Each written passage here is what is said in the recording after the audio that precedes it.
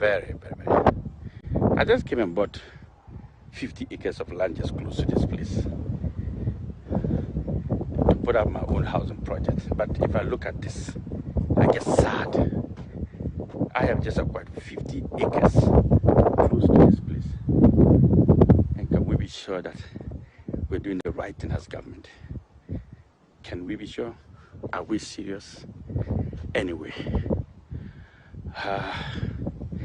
I am calling the president to make good use of this place for the people of Ghana. Or else, very soon, I will invite Ghanaians to come and start living here for free. I think it will be better if they start living here for free. Okay. Look, just listen to the noise. The windows are hitting each other. Boom. Look at it. Open the gate. Beer. Yeah, look at how all the glasses will break. All the glasses will break. All the windows will break. Can you imagine? Look at the noise. Yeah, but is it not better than wasting it? Yes. Look at the inside. Is it? Huh?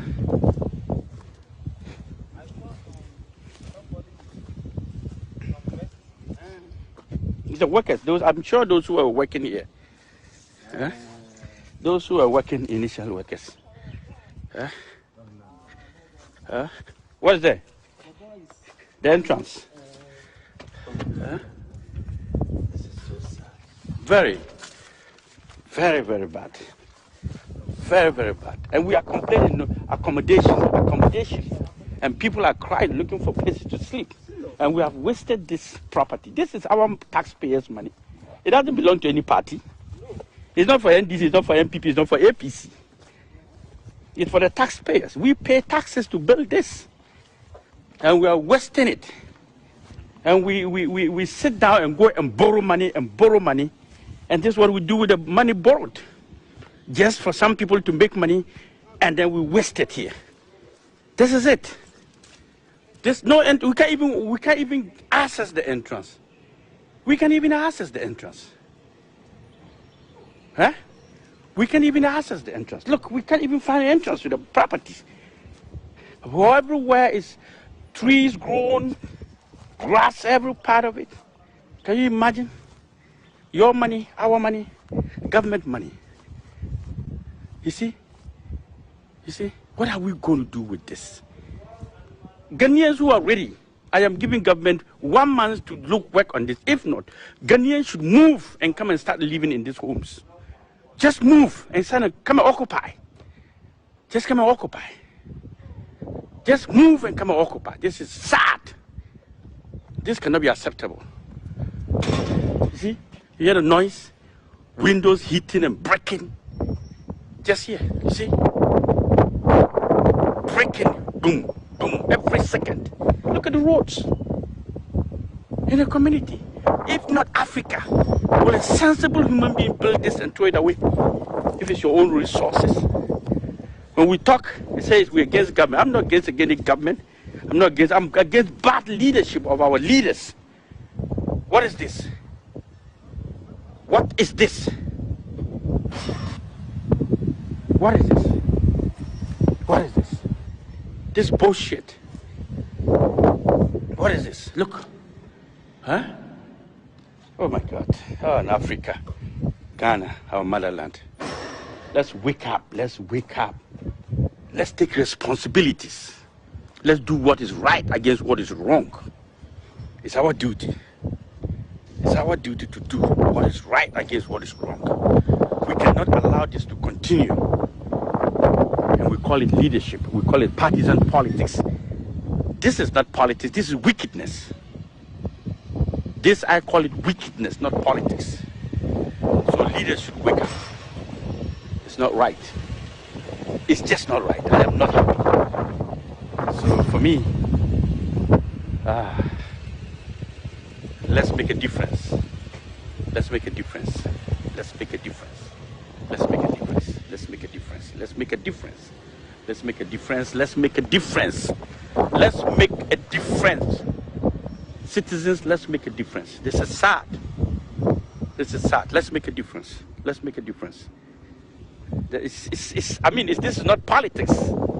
You can call this politics. This is not politics. Look over there. This is not politics. Just go in. This can be politics. This bad leadership. Bad leadership. It's not politics. You hear the noise? Why? Military don't have homes. Police don't have homes. Fire service don't have homes. Ghanaians don't have homes. Beggars don't have homes. Yet you have abandon of thousands of homes here. Who wastes money for this? Nobody. I am giving them enough time. If not, I will take control of this, clean the whole place, and rent the whole place out. Rent it out. I'll just rent it out. I don't care. I just rent it out. I mean, this... No. Let's do something, guys. Ghanaians, let's do something. Let's do something. I mean, enough is enough. Let's do something. Let's do something. The Mahama administration began the Saglemi housing project to ease the accommodation deficit in Ghana. Several years after construction commenced, the NPP government halted the project, arguing the state was short-changed in the $180 million deal. Government is taking the necessary steps to revive the project. These projects did not progress as expected, primarily because it failed to consider the entire ecosystem involved in the delivery of housing, such as the availability of land, infrastructure, sustainable funding, building materials, and an inclusive demand-side arrangement. The government has now revised its note, launching a fresh national affordable housing project, which will see the construction of some 8,000 housing units with support from the private sector. It has been established that, in addition to the $198 million United States dollars already expended on the project, government has to raise additional financing to the tune of $46 million United States dollars to complete the off-site infrastructure works, that is water, electricity, and storm drains to mitigate flooding. Further, $68 million United States dollars are required to complete the buildings and other essential on-site infrastructure works, like the waste holding bay, sewage treatment plant, and the development of socio-economic and civic infrastructure, such as a basic school, clinic, and shops. President Akufo-Addo says valuable lessons were learned from the poorly thought-through Saglemi housing project under the NDC administration. He highlighted the importance of this new project, assuring the public that it will provide sufficient benefits and ensure value for money. Currently, an approval has been given by the Public Procurement Authority for a transaction advisor to be procured to lead the process of identifying a suitable private sector entity with the requisite technical and financial capability to complete the project. William Sasso is acting MD of Rehoboth Properties. To avoid the challenges that they went through in the past, what they are doing now is that they are allowing the unions, trade unions, labor unions, organized associations, and the like to off-take the units beforehand, so that by the time we are through with the development, we have escrowed the resources that were expensed, so that we may be able to cash back and get our money. So this is really a public-private sector initiative. This phase will involve the construction of 4,000 housing units within 18 months, followed by the completion of the remaining 4,000 units, also within the same time frame. This order paper, page 8, under laying of papers. This particular project is supposed to be laid in Parliament today. This has not been done, which means the EPC agreement has not been approved in Parliament. So if you have presented such a document to Parliament for approval, it has not even been laid. Yet we are there cutting salt to commence work. What does that mean? Is it a slap on Parliament? Is it a disrespect to government structures, or what? Are you not surprised that we are supposed to take this EPC agreement through? That has not been done, but we are rushing to cut salt. So, I mean, they have said a lot already, but I just want you to know that because of some concerns that we raised, what is the value of the land that government is providing?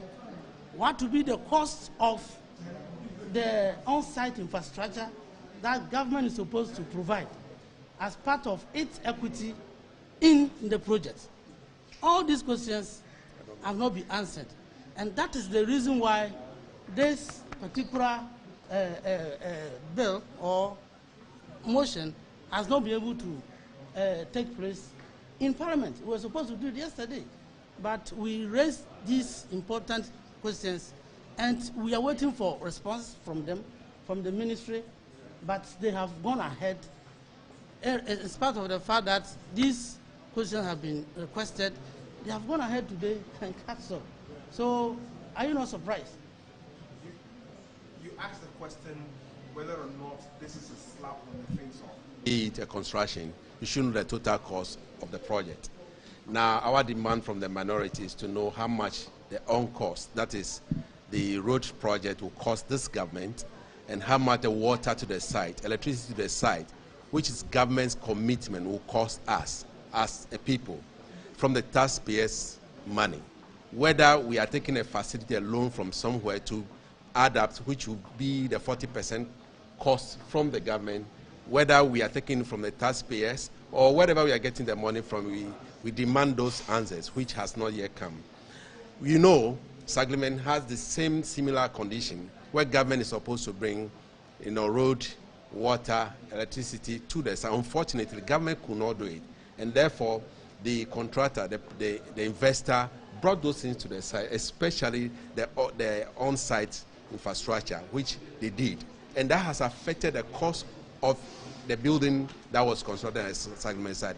If we don't have answers to these questions and we allow this project to go on without we approving it in Parliament, as it is now, we have not approved it because we do not have answers. If we don't have those answers, how can we be assured that the contractor will not be asked later on to continue using their own funding or money to do it, which will eventually escalate the cost of construction? Currently, as it stands now, they claim it's an affordable housing, and they're giving us some figures. We are not satisfied with those figures, and we think that government should come clean on this. All we know today is that they have invited us to come and commission or cut a salt for the construction of the project. Something that we all know, that if Parliament has not given approval, you cannot start a project. Today they are starting it. So we are leaving it for you Ghanaians to judge. And from our perspective, we think that the government has not done well for this country. Thank you. A construction, you should know the total cost of the project. Now, our demand from the minority is to know how much the on-cost, that is, the road project, will cost this government, and how much the water to the site, electricity to the site, which is government's commitment, will cost us as a people from the taxpayers' money. Whether we are taking a facility, a loan from somewhere to adapt, which will be the 40% cost from the government, whether we are taking from the taxpayers or wherever we are getting the money from, we demand those answers, which has not yet come. You know, Saglement has the same similar condition where government is supposed to bring, road, water, electricity to the site. Unfortunately, government could not do it, and therefore the contractor, the investor, brought those things to the site, especially the on-site infrastructure, which they did, and that has affected the cost of the building that was constructed at Saglement site. If we don't have answers to these questions and we allow this project to go on without we approving it in Parliament, as it is now, we have not approved it because we do not have answers. If we don't have those answers, how can we be assured that the contractor will not be asked later on to continue using their own funding or money to do it, which will eventually escalate the cost of construction. Currently, as it stands now, they claim it's an affordable housing, and they're giving us some figures. We are not satisfied with those figures, and we think that government should come clean on this. All we know today is that they have invited us to come and commission or cut a sword for the construction of the project. Something that we all know, that if Parliament has not given approval, you cannot start a project. Today they are starting it. So we are leaving it for you Ghanaians to judge. And from our perspective, we think that the government has not done well for this country. Thank you. Construction, you should know the total cost of the project. Now, our demand from the minority is to know how much the on-cost, that is, the road project, will cost this government, and how much the water to the site, electricity to the site, which is government's commitment, will cost us as a people from the taxpayers' money. Well, government on this part is giving state lands to this foreign company and other companies, local companies as well. We were demanding valuation reports of the lands that are being given out to these foreign and the private entities. In the report, they have also indicated that government is going to have 40% stake in the project. 40% stake, we know that the foreign company is providing about $57 million. If government is going to provide on-site infrastructure, roads, water, and other facilities, we don't even know the cost, what government is putting in, but they are giving us 40% stake in the project. So the minority yesterday, we were asking the minister to, one, provide the evaluation report of the land. I know the foreign company is going to get about 41 acres of land. So do all the other local companies. So we were demanding that they should give us the evaluation reports of the land and the cost of infrastructure that the government is going to put in. We are supposed to take this EPC agreement through. That has not been done, but we are rushing to cancel. So, I mean, they have said a lot already, but I just want you to know that because of some concerns that we raised, what is the value of the land that government is providing? What will be the cost of the on-site infrastructure that government is supposed to provide as part of its equity in the project? All these questions have not been answered.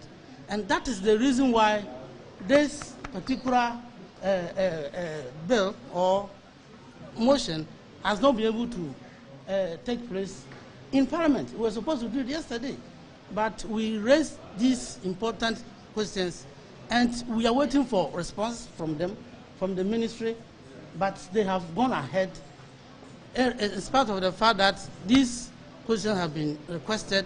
They have gone ahead today and cut off. Are we good to go? Good afternoon. First, let me say that it is wrong for a minister responsible for finance to say that he has successfully turned the corner. That can never be the case. In fact, according to Adongo, he's not even close to the corner. What he has successfully done, indeed, is that he has deepened the woes of the ordinary Ghanaian. I say this for a simple reason. Because of certain factors that the statement has outlined. First, he has revised economic growth from 2.8% of GDP to 1.5% of GDP. This clearly shows that the economy is contracting and it is declining, and obviously is going to affect jobs and the welfare of the ordinary Ghanaian. Remember that in the year 2022, the overall GDP growth was 2.2%. He announced it was 3.1%. He announced in the 2023 budget in November, when he appeared before us, that the economy is expected to grow at 2.8%. I had indicated to him that with all what is happening in the economy, there is no way Ghana's economy can grow at 2.8%. Today, and finally, the chicken has come home to be roasted. He has informed us that the economy is going down, and to the extent that GDP growth is going to be 1.5% by the end of the year 2023. Even this, I have my doubts. Because looking at all what is happening, if care is not taken, we will struggle to see economic growth at above 1%. As if that is not enough, our minister today informed us, and again in the 2023 budget that was read in November, he indicated that he's not going to borrow from the domestic market at all. Zero financing from the domestic market. Sadly, today he has informed us that he has gone ahead without parliamentary approval and have borrowed from the T-bill market an amount of 5.5 billion Ghana cedis. And as if that is not enough, he is going to borrow another 41.3 billion before the year ends. So, colleagues, no wonder inflation is still going up and rising. No wonder that the central bank is busily increasing monetary policy rate. No wonder that lending rate is still going up. I wouldn't be surprised that at the end of the year, inflation will not make any headway. This is a gargantuan missed opportunity. Currencies depreciate when the fundamentals are wrong. Right. And the mismanagement of this economy in terms of the fundamentals is what was driving the depreciation of the currency. You can't be running double-digit deficits, double-digit current account and fiscal deficits, borrowing to this extent, financing your deficit with huge printing of money from the central bank, right, and expect your currency to be stable. The fundamentals will not support it. Right. They will not support for a bailout. Well, the president says it's policy credibility, not a bailout. What should go in there? Because along the line with your predictions and the lectures you gave, you said that if things don't go well, that is where we might have to go. If we're going for a bailout, what are we asking for? Well, I think I did make the point, I think, in my last major lecture in Ghana, that if the government doesn't take certain decisions, we will end up with a request for a bailout from the IMF. And this is exactly what has happened. Mismanagement has consequences. Bad policies have consequences. And Ghana is going to... What is the difference between the ordinary thief and the political thief? Number one, the ordinary thief steals your money, your bag, your watch, and your jewelry, isn't it? But the political thief steals your future, your career, your education, your health, and your business. Number two, the hilarious part is that the ordinary thief will choose whom to rob. But you are the one who choose the political thief to rob you. Because we choose them. We vote them. We blindly say we are not blind. Who is deceiving who? The ridiculous part of the whole issue is that we will fight to defend and protect our belongings from the ordinary thief. Is it not? But we fight each other to defend and protect the political thief. Is that not what we do? Thugs will be fighting themselves to protect those that are stealing our career, stealing our joy, stealing our health, stealing our success. What a shame. If you reach a certain stage in life and there is nobody who can look you in the eye and tell you the truth, you are doomed. And that is where our country has gotten to. We need to rescue this country. Wallahi. And I feel very terrible as a Ghanaian at this time. This country is in serious trouble, ladies and gentlemen. We are in serious trouble. We need to rescue this country, ladies and gentlemen. The presidency has been so depraved, so muddied, so dirtied, that I tell you in all sincerity as a Ghanaian, that I feel terribly sad today as a Ghanaian. We need to rescue this country. Wallahi, inshallah. Please don't cry. We shall rescue our country.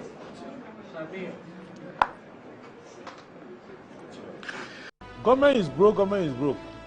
But people are spending billions to go inside the government that is broke. Have you ever seen a minister who resigned because government is broke before? Government has no money. Have you ever seen a governor who said, ladies and gentlemen, when I was elected, I thought the government had money. Now I discover government has no money, I resign. Have you ever seen it? Government has no money, but they are bringing money out at election time. Where is that money coming from? So they are lying. What is happening is that there are two types of wicked people in government. Type 1, they eat current money. Any money they find in government, they will eat it. They are wicked about that one. There is type 2.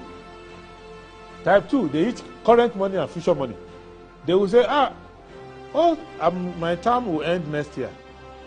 When I leave, how will I eat money? Let me borrow money now and borrow money of the future and eat it now. Right, hello, good morning and welcome to the show. This is Good Morning Ghana live on Metro TV. It's a Wednesday, the 2nd day of August 2023. By His grace, we're live and we're here with yet another edition of the show. Our gratitude to go to Mosaic God for the rare privilege of being alive and, of course, the opportunity of having another conversation around the top stories making the rounds here in our dear Republic. I'll let you into our panel for the morning's conversation shortly, but let's take a look at the front pages of our newspapers. Daily Graphic. 8,000 housing units project takes off. Move will address demands, President. Government releases 50.5 million cedis to WAEC. GT Bank Autism Workshop, early detection key. Let strategy determine relationships. Otabil challenges African nations. And there's a special supplement on GCB Bank at 17. Ghanaian Times. My Home, My Peace affordable housing program. 14,000 housing units ready in 14 months as President launches project at Pokwasi Afiaman. 354,927 people live with HIV in Ghana, Dr. Tuaini. Government exchanges 31 billion cedis pension funds for new notes. Daily Guide. We'll fight NDC together after primaries, Baomia. 8,000 unit Pokwasi housing project underway. Nana frowns on West Africa coups. NPP launches new membership dues. 19,764 recruited in 4 security agencies. The New Crusading Guide. Close ranks will fight NDC together after primaries. Baomia implores 9 aspirants. 21 billion Ghana cedis cut in 2023 budget commendable in Nkrumah. Lands Commission hot as Odai Nto family threatens to file for contempt. More endorsements point for Afriye Akoto. NPP introduces new membership dues. LGBT petitioner in trouble. Kufuor urges Game Park Limited to support good causes. The Insight. ECOWAS faces implosion over coup in Niger. Kitchen scandal. Ablakwa accuses Gabi of being neck deep in 187 million Ghana cedis deal. Odai Nto family to cite Lands Commission. Others for contempt over alleged use of fraudulent court documents for demarcation. Ahead of 2024 polls, supporters of Pius Ajide pick nomination forms for NPP parliamentary elections in Sojaman. Second Russia-Africa summit ends with commitment towards cooperation across key sectors. The Herald. Mahama has already selected running mate, but ex-minister relocates to South Africa, denies BOG board membership. Baomia's camp heads back at Kwabena, Japan. Games Park offers lottery lovers more alternatives as President Kufuor Lord's NLA. The Inquisitor. Memory in Ghana Police Service. 7 suspects missing in court. Game Park Games officially launched. Ophir Mega Walk on Friday. Power to Empower. Kingsley quizzes final slated for August 4. You haven't turned any corner at forcing through Oforiata. The Ghanaian Publisher. Former District Assembly Common Fund boss schools Dan Butchie. Ministers only have to collaborate. It's not a master-servant relationship. Accra NPP chairman endorses Afriye Akoto. Upon Nkrumah applauds 21 billion cedis budget cuts. NPP introduces new dues system. The Daily Statesman. 8,000 housing unit project begins. NPP unveils new membership dues system. NLA to clear outstanding debts to LMCs. Bawumia urges NPP to make NDC their target. The Informer. Raise for NPP standard bearer. I'm forced to reckon with. Bawumia declares. I'll restore hope. Mahama pledges. Stolen cash saga. AG faults pleas for not consulting. NLA to clear legacy debt by month end. Samuel Okwa assures. Extraordinary session of ECOWAS Parliament. Winnibas host strategic. Afenyo marking. Game pack takes off.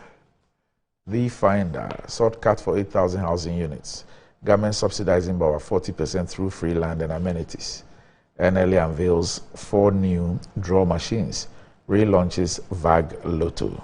After primaries, all aspirants should back winner to defeat NDC. Dr. Bawumia. Some constituency chairman in a Greater Accra endorsed Dr. Akoto. 21 billion cedis cut in 2023 budget commendable upon Nkrumah.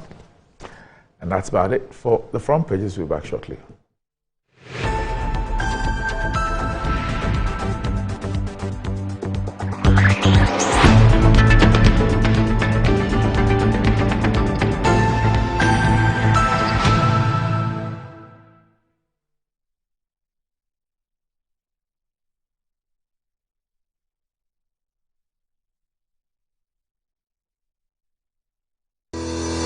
Enjoy the fruits of your labor, they say, but as humans, aging and physical infirmity stands our way of enjoying our mansions and homes. It often becomes challenging, if not impossible, to use our stairways day in, day out. With portable American pneumatic vacuum elevators, PVs, you are assured of unlimited enjoyment of your mansions and homes. It's a self-supported elevator for vertical movement of humans and goods at homes and offices. The original comes in 3 custom-made models with wheelchair accessibility. Call it luxury, but it's a necessary imperative for vertical mobility. Do not let aging or infirmity limit you. Get one for your easy vertical mobility at home. It's affordable and can be installed in just 3 days without modification to your existing building. It's however easier to incorporate it at the construction stage. We also have traditional Fuji elevators and escalators for your high-rise buildings and malls. Visit Lifts and Elevators Company Limited at Sakumono for your elevators nationwide. For free consultation to call or WhatsApp us on 0200-535-515. Lifts and Elevators, the elevator people. Betway is your gateway to a theme park full of gaming excitement. A whirlpool of wonder where your favorite games come to life. Where you can take to the skies with max payouts that reach into the millions. All in the palm of your hand. Visit betway.com.gh. Terms and conditions apply. Betway is regulated by the Gaming Commission of Ghana. No under 18. Bet responsibly. Betway. Bet your way. Sometimes the unexpected happens and the hero falls down in his own story. But he needs not stay down for long. Cosmopolitan Health Insurance is your trusted health partner.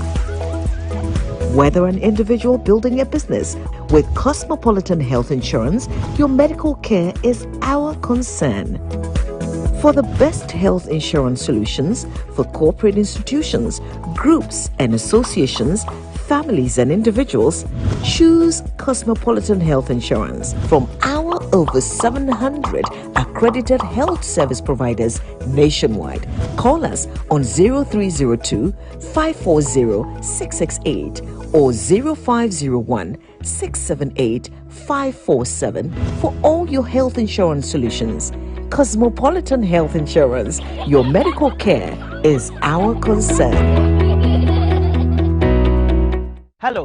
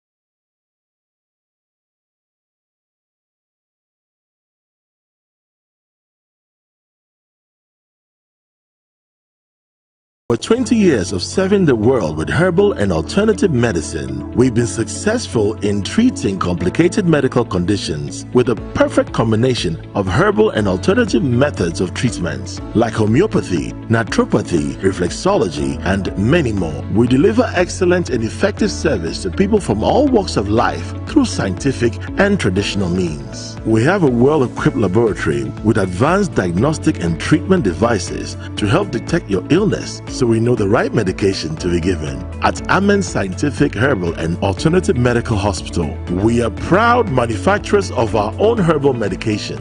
Our zeal and passion to save lives with our patients at heart and outstanding achievements since 1996 has won us several awards. That is why we say, go herbal, go Amen. We are located everywhere in all the regions. Amen Scientific Herbal and Alternative Medical Hospital. Allahu Shafi, God is the He. My son, there's more blessing in giving than receiving. When you fear for you and couple the makers in The pneumatological aberration of the Lord revealed unto me this night that me and my household should go out into the world and bless the world. Makers Electronics Company Limited. Up to 67% discount. Our selected appliances. This is what I call quintessential immaculatability. The Makers Electronics Company Limited. Taifa Burkina Highway. Amasa Zongo Junction. At the K Pharmacy Dining. Oyer Fateman Boga Junction. Ashaman Valco Flat. Kumasi. Ahinema Kokobin. Asafu Buachi Hospital Junction. Sakradi. Number 9 Market. Tell mom and dad about the Makers Blessing Attack program from 0552 222 253 and 0552 222 254. Terms and conditions apply. The same got to moon.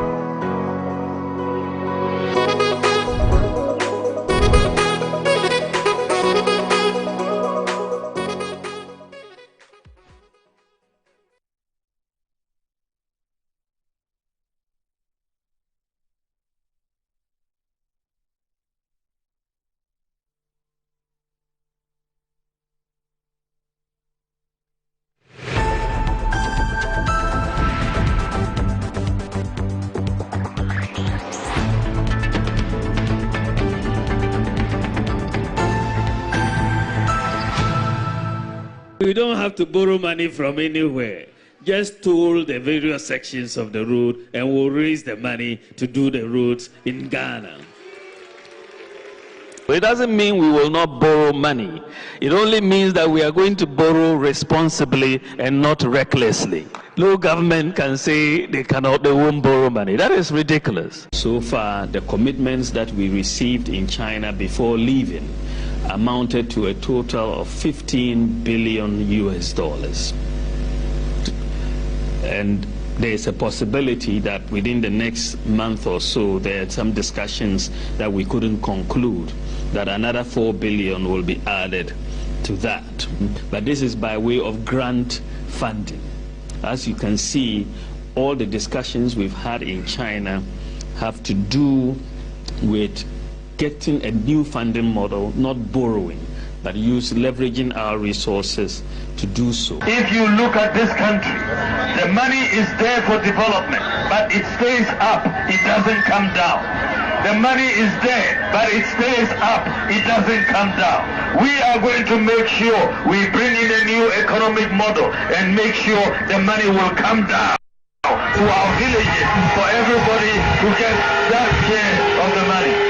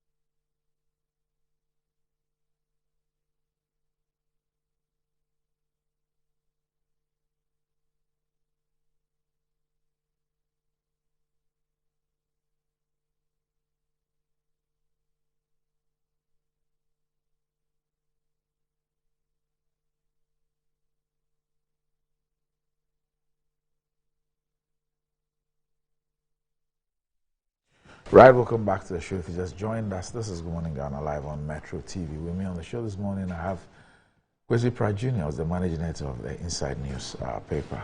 Kwesi, good morning. Good morning, sir. And welcome back. Thank you. Also with me on the show this morning is the Honorable Collins Adumaku Mensah, who's a Member of Parliament for the Fija Kwabre North constituency in the Ashanti region. Good morning, Collins. Good morning, boss. Where have you been? I was waiting for Kwesi to come. You're waiting for him? Okay. Okay. I was waiting for my uncle. I've been told that you've been playing around Bantama. So I wanted to know the distance between the Fija Kwabre and Bantama. Is that a 45 minutes drive? It's just 45. 45 minutes drive. Okay. Yeah, the only traffic is the Chronum area. Oh, okay. Yeah, but for the traffic, it's just a 45 minutes drive from Bantama. Okay. So Ferguson told me that you've been playing around Bantama and Abelinkwe. That's where I used to live anyway. I lived in Abelinkwe for 20 years. Okay. Yes. Kwesi Pratt has an office there.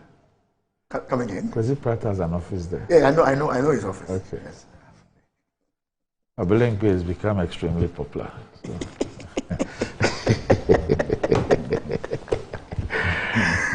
Kwesi? Yes, sir. What's going on in West Africa? Well, West Africa... I can't see my way clear. Okay. West Africa is in serious turmoil. And if care is not taken, West Africa is likely to become the new Ukraine. The new Ukraine? Yes. I mean, I have no doubt at all about it. First of all, if you take the whole of the region, West Africa sub-region, it has a population of over 500 million people.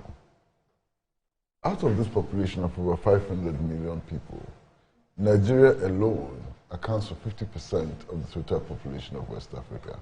50%? About 50% of the total population of West Africa. Nigeria has a population of between 220 and 230 million people. Okay. So any crisis in Nigeria is likely to have a ripple effect, throughout the region. Now you have a situation in which, if you go to the northeast of Nigeria, you have the Boko Haram insurgency. And then you go to the Niger Delta area, and there's a low-intensity civil war. And to the east of Nigeria is also a thriving secessionist movement. Okay. So, I mean, this alone is a serious problem for West Africa. The Nigerian crisis itself is a major problem for West Africa. But there is more. Now, you go to the Sahel, and there are two insurgencies building up in the whole of the Sahel. There's the attempt by the Islamic State to take over countries in the Sahel.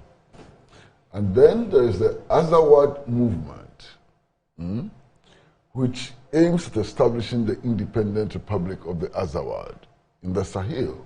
And that cuts across many countries. Now, if you take Burkina Faso, the last time I checked, 50% of the territory of Burkina Faso was under the control of insurgents, Islamic insurgents. 50% of the territory.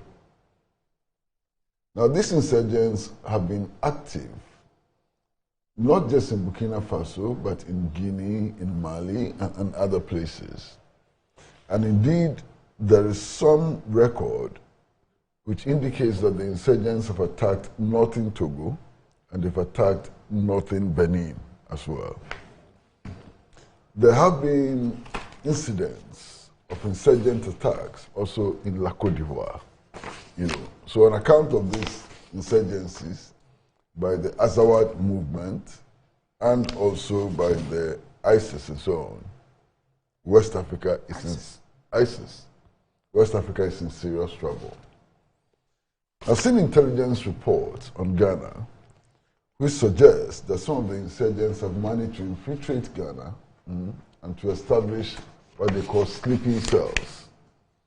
And the last report that I read, the last intelligence report that I read, indicated that some of the insurgents have infiltrated Ghana all the way south, beyond Tamale.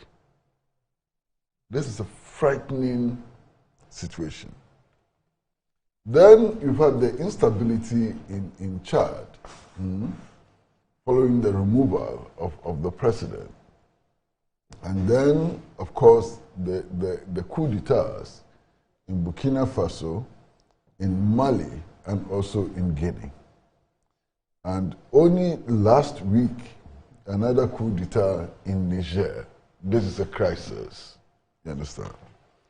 But then on the back of all this is also the anti-West, anti-France, fervor, which is sweeping across the West African sub-region.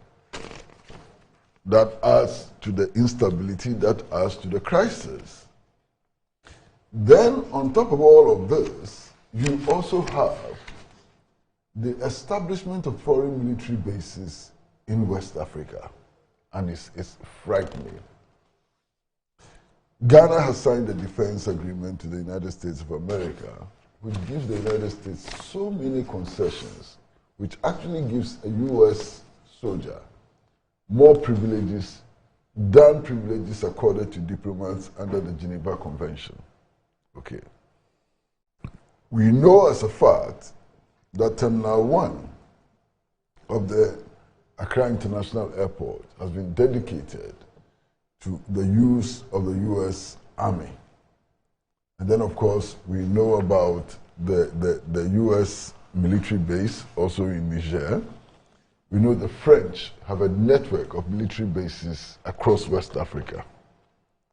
Recently, we also do know as a fact that the Wagner Group is also developing its foothold in West Africa. And we know as a fact that they are in Mali. We know also as a fact that they're in Burkina Faso and so on. And there's a lot more. Of course, there's piracy in the Atlantic Ocean, which adds to the very complex security situation. Now, on top of all of this has come the coup in Niger.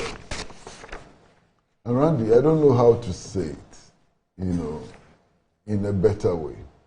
I don't know how to say it in a nice way. The current crop of leaders in West Africa are the most reckless that we have seen in the history of the world. Extremely reckless leaders who have no commitment to the development of democracy, whose only interest is to protect their hold on power. And that is going to deepen the crisis in West Africa. And I'll explain. Alassane Ouattara, the circumstances under which he came to power can be discussed. Of course, I think that he was imposed by the French military following the overthrow of Laurent Gbagbo, by the French military. But that is not even the point. Alassane Ouattara actually amends his country's constitution to give himself a third term. And these presidents who today are crying against coup d'etats and so on, went and congratulated him on messing up with his country's constitution, giving himself a third term. These presidents, where is their legitimacy? All of them. Where is their legitimacy? They were happy with Alassane Ouattara amending the constitution of La Côte d'Ivoire and imposing himself again as head of state.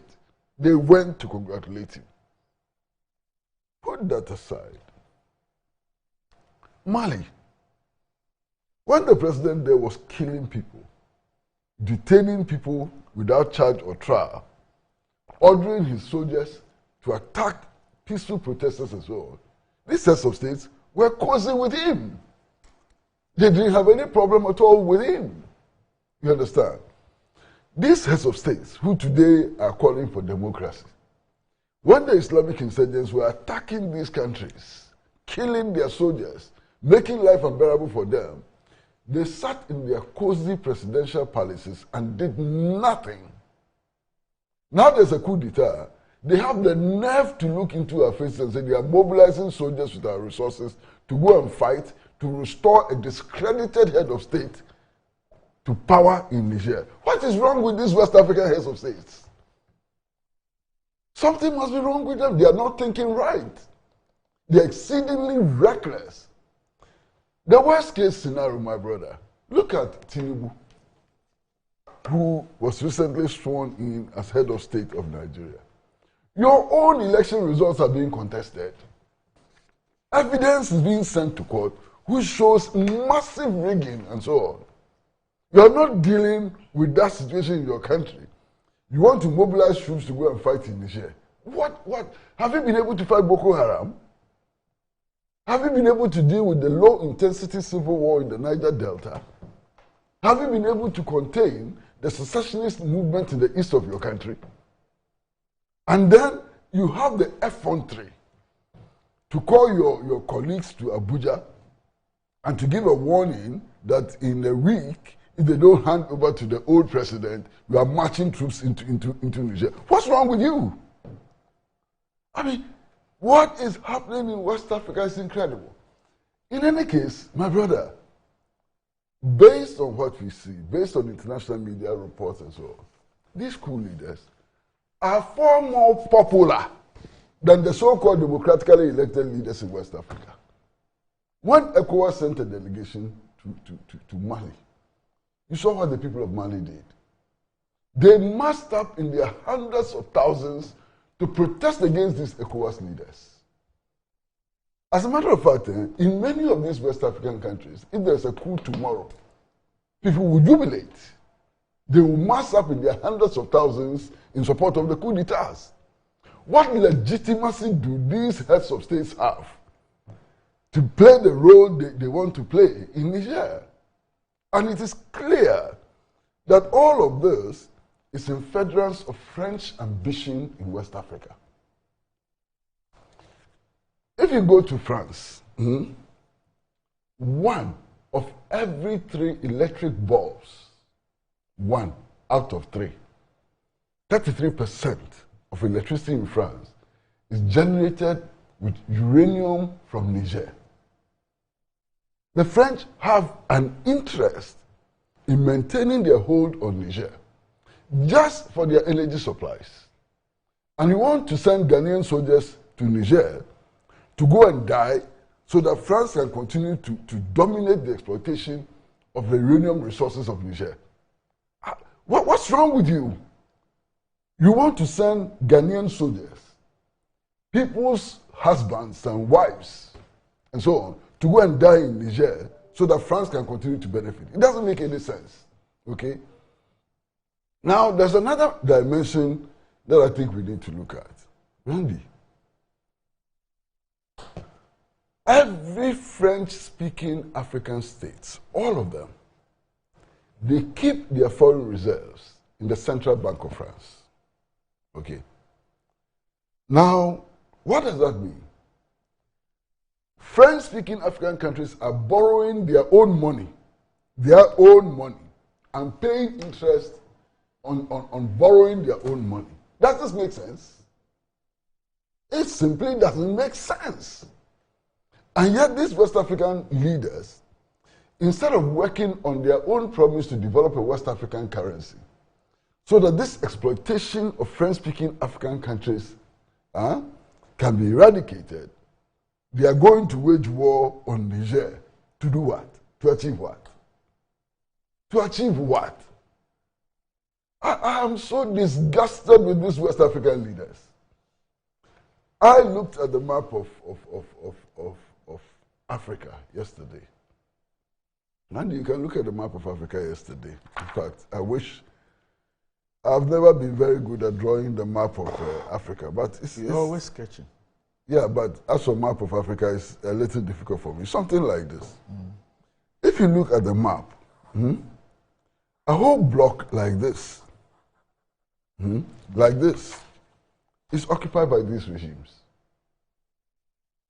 So effectively, Chad, Niger, Burkina Faso, and Mali have effectively, geographically, divided North Africa and South Africa. They are sitting in the middle there.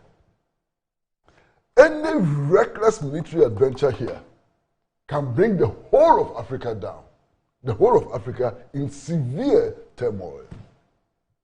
Now, we should not also forget the fact that you have the Wagner Group operating in 2/3 of these countries. Yesterday, I read reports that Prigozhin. So, you see, that's a map.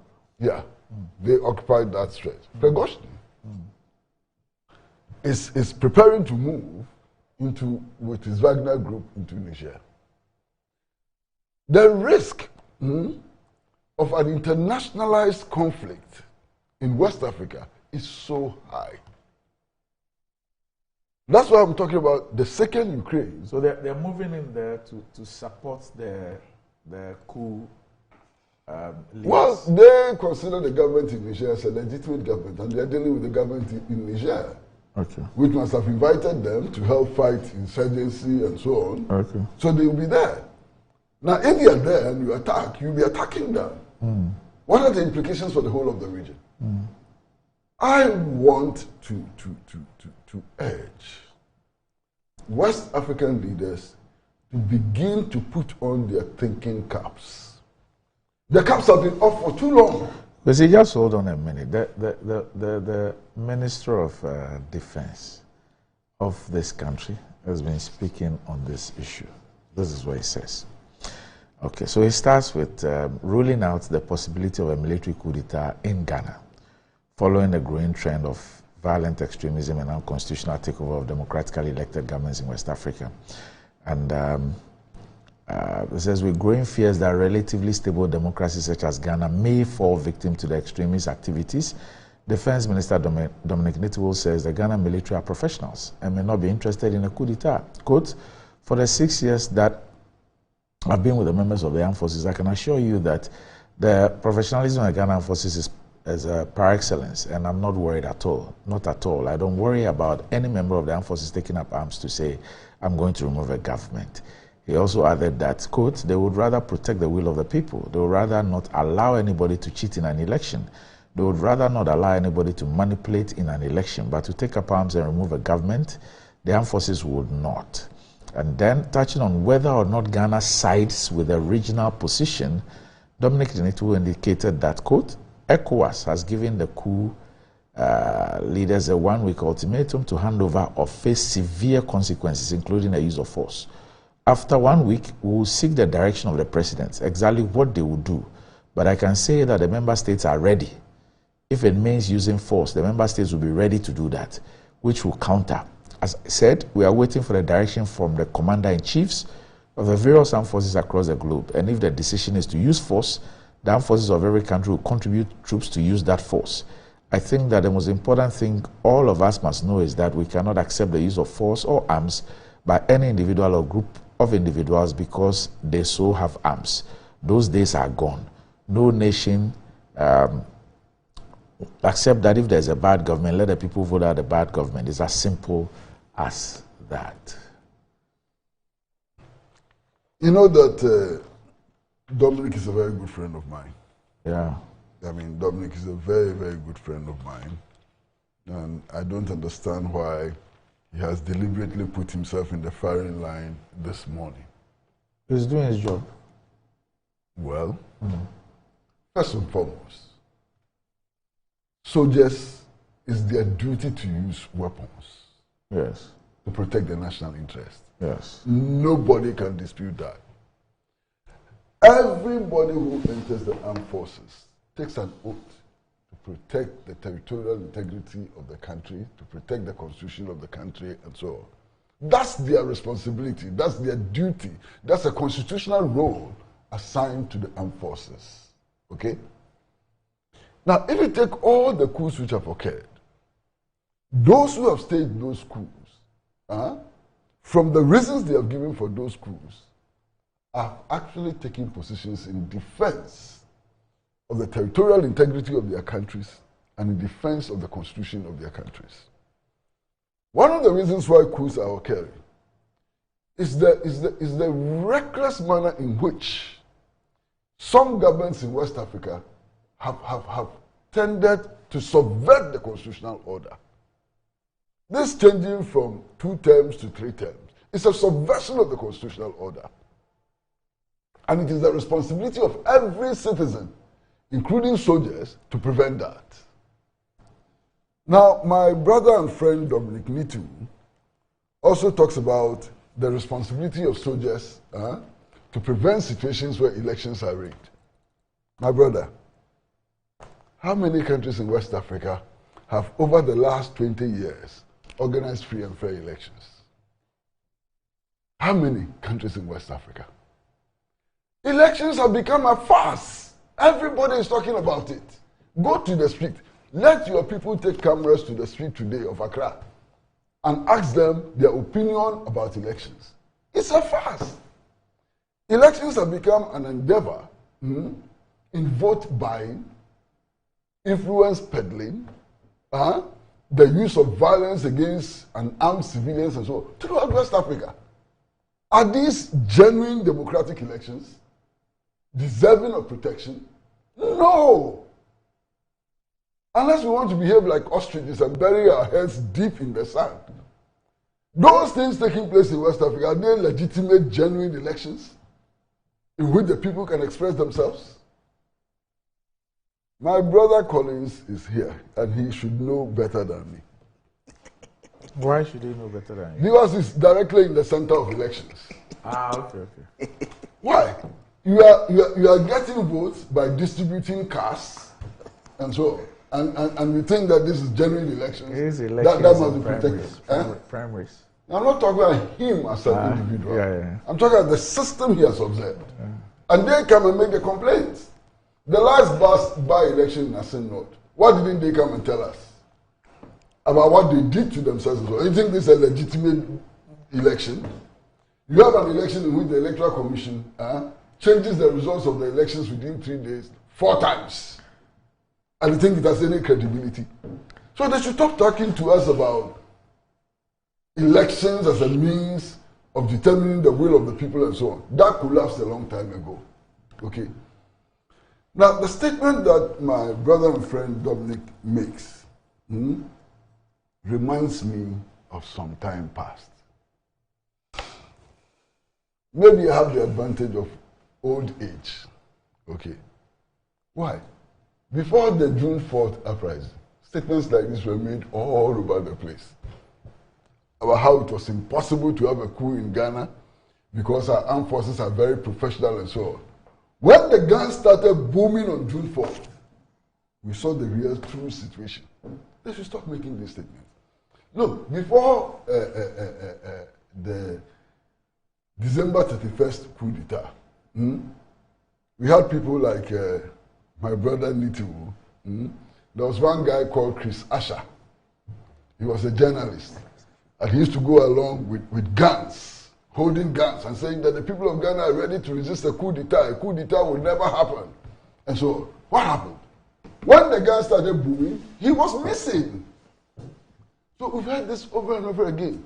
Look, I was in secondary school, in 1969. Just before the Champon coup. Go and see the statements that security bosses made. That the coup was impossible. And yet, the day of the coup, no gun was fired. All of them ran away. So, we should not be kidding ourselves. Because is it not the case that in Ghana... Can I just make this point? Okay. Look, I know the consequences of coup d'etat. Right, okay. That's what I was... I've seen it. You understand? I've seen how innocent people suffer. I've seen how elderly women were stripped naked and their private parts were hit in the streets and so on. I've seen friends of mine die in coup d'etats who had nothing to do with the army, shot. My classmate, Lieutenant Tete, had gone jogging, in 1979, was coming home. In a tracksuit. In a tracksuit. He was shot dead. He wasn't carrying a weapon and so on. I've seen all of this. I've had the misfortune of being detained in military barracks in coup periods, and I've seen what has happened. I saw Lieutenant Dennis. I was in the same cell with Lieutenant Dennis. And in the night, midnight, they will come for him and bring him back at dawn. And you will see sand all over his body, in his nostrils and so on. And he will be dead. I mean, When they bring him to the cell, I would think that he wouldn't survive until morning. He'll be lying there small. After 3 days, he'll start exercising, he will regain his strength. As soon as he regains his strength, they come for him again. It is a miracle that Lieutenant Davis survived. You understand? I've been in a situation where during the day, soldiers will walk into the military guard room and say that you, and you, we are coming for you at midnight. And at exactly at midnight, you hear the armored cars rolling in, and they come for those they selected in the afternoon. Few minutes later, you hear the gun reports from the Air Force station. They've been killed. I've seen all of this. I don't want to have the same situation repeated again. But those of us who do not want coup d'etats must also insist that we do the proper things. Yeah. Democracy must deliver. If it doesn't deliver food, if it doesn't deliver electricity, if it doesn't deliver potable water, justice. If it doesn't improve justice, the justice system and so on, it's as useless as a coup d'etat. You understand? If we are going to insist on a democratic order, it must be a true democratic order in which my vote will count. It must be a true democratic order in which, if innocent citizens are killed during an election, there's a proper investigation and the perpetrators are punished. Otherwise, the anger in the society will continue building up. And when that anger explodes, you cannot blame soldiers for intervening. We must make democracy work. But democracy must work, in order to deliver certain outcomes. Look at the state of our economy. Look at the state of our economy. And there's so many angles about our national economy, maybe we'll come to discuss that later, which makes me sick in the stomach. Everybody is sick. You understand? These things need to be corrected immediately if we want to avoid coup d'etats. Making lofty statements, grandiose statements and so on, do not prevent coup d'etats. Government must be seen to be working. Why? I know that a lot has been done in the Ghana Armed Forces. I've been told about how there's some housing scheme for soldiers and so on. I know that. But look, soldiers are not insulated from the rest of the community. You can put a soldier in the barracks, give him the best housing facility and so on. That soldier has brothers and sisters, has uncles and aunties, has a grandfather and grandmother and so on. Their condition will also impact on the soldiers. So you can't treat soldiers as if they are living on a separate island, insulated from the rest of the problems of society. Let's deal with the problems that confront us today if we want to avoid coup d'etats. And let's not come to the conclusion that if we send soldiers to go and die in Niger, we'll be preventing coup d'etats in West Africa. I don't even believe that any force that we send to Niger will be successful. But Kwesi, already? Yes, Kwesi, yes. If you look at this ECOWAS intervention thing and all that, I mean, with the exception of Gambia, and I'm talking about lately, with the exception of Gambia, that there was that kind of thing. With all what is happening around us, Burkina, Mali, all those places, what has ECOWAS done? Nothing. Beyond issuing a statement. Nothing. That's the point I'm making. Yeah. And the new leader of Niger yesterday made a very brilliant statement. He said, look, when we are under attack by Islamic insurgents, where were the other West African leaders? They were sleeping. They didn't care. Today, we have taken our destiny into our own hands and they are complaining when they did nothing to save our people. Our people were being killed on a regular basis. The ECOWAS leaders did not care. You understand? Now, Niger is not going to be like Gambia. Niger is not going to be like Gambia because, one, Mali, Guinea, Burkina Faso have declared full solidarity with Niger. And they have said that any attack on Niger will be considered as aggression against them. That's a new situation.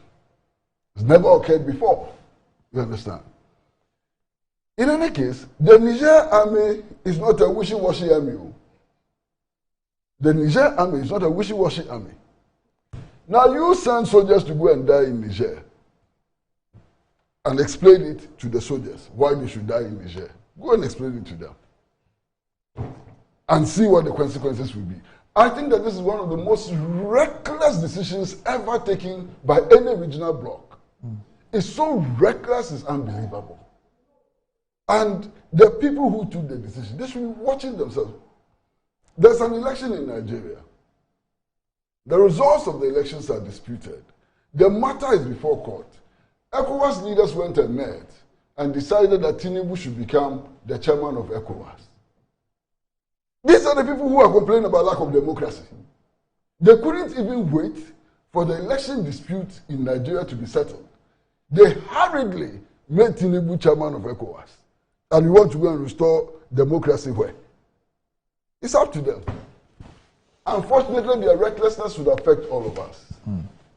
If the outcome of their recklessness would have affected only them, the presidents and their governments, maybe we would not have worried. Maybe I wouldn't even be sitting here complaining.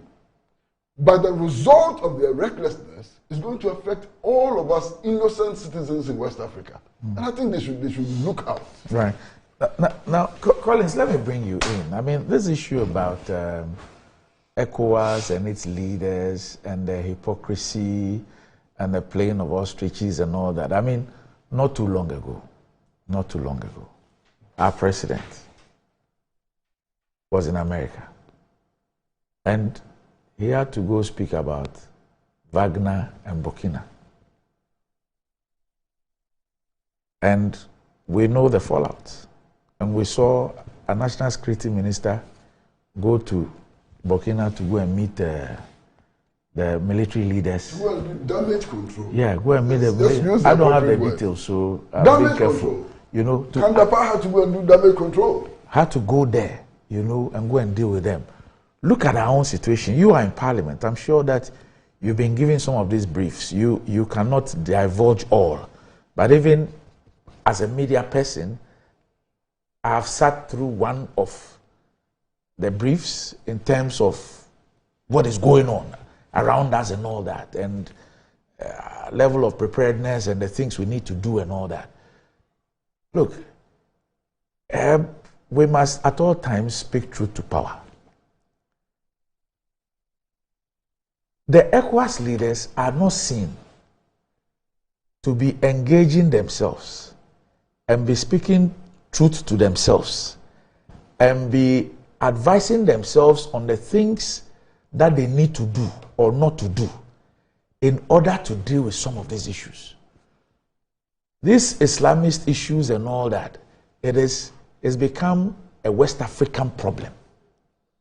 We have not seen West African leaders decide to come together and speak in such bravado terms on how they can come together, put together a regional force to drive these things out and do this thing. When these things are happening, these countries are left on their own. Do yourself.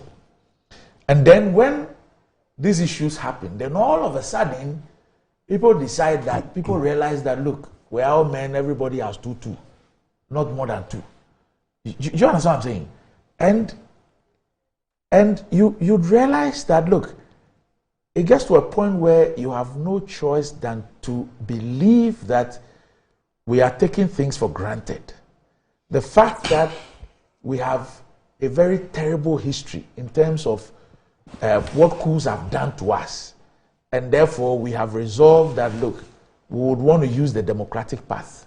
It appears that all over West Africa, we're just taking advantage of the experiences, and of course, therefore, the willingness of people to focus on the democratic path. And we perhaps are not living up to expectation and not doing what is right. Yeah, Randy, good morning. Good morning. Good morning to Kwesi. This is your initial topic has really taken us back to history, Uncle Kwesi. And at the tail end, it got quite emotional when he recounted his days in the barracks and what he saw. I think this reinforces the point you've always been making. He really needs to write a book to give those of us who are coming up an opportunity to read and learn from some of these experiences. Randy, as you know, I was born in '83. I've not experienced coup. Okay. But of course, I've read about coups and I've watched videos of the consequences of a military coup d'etat.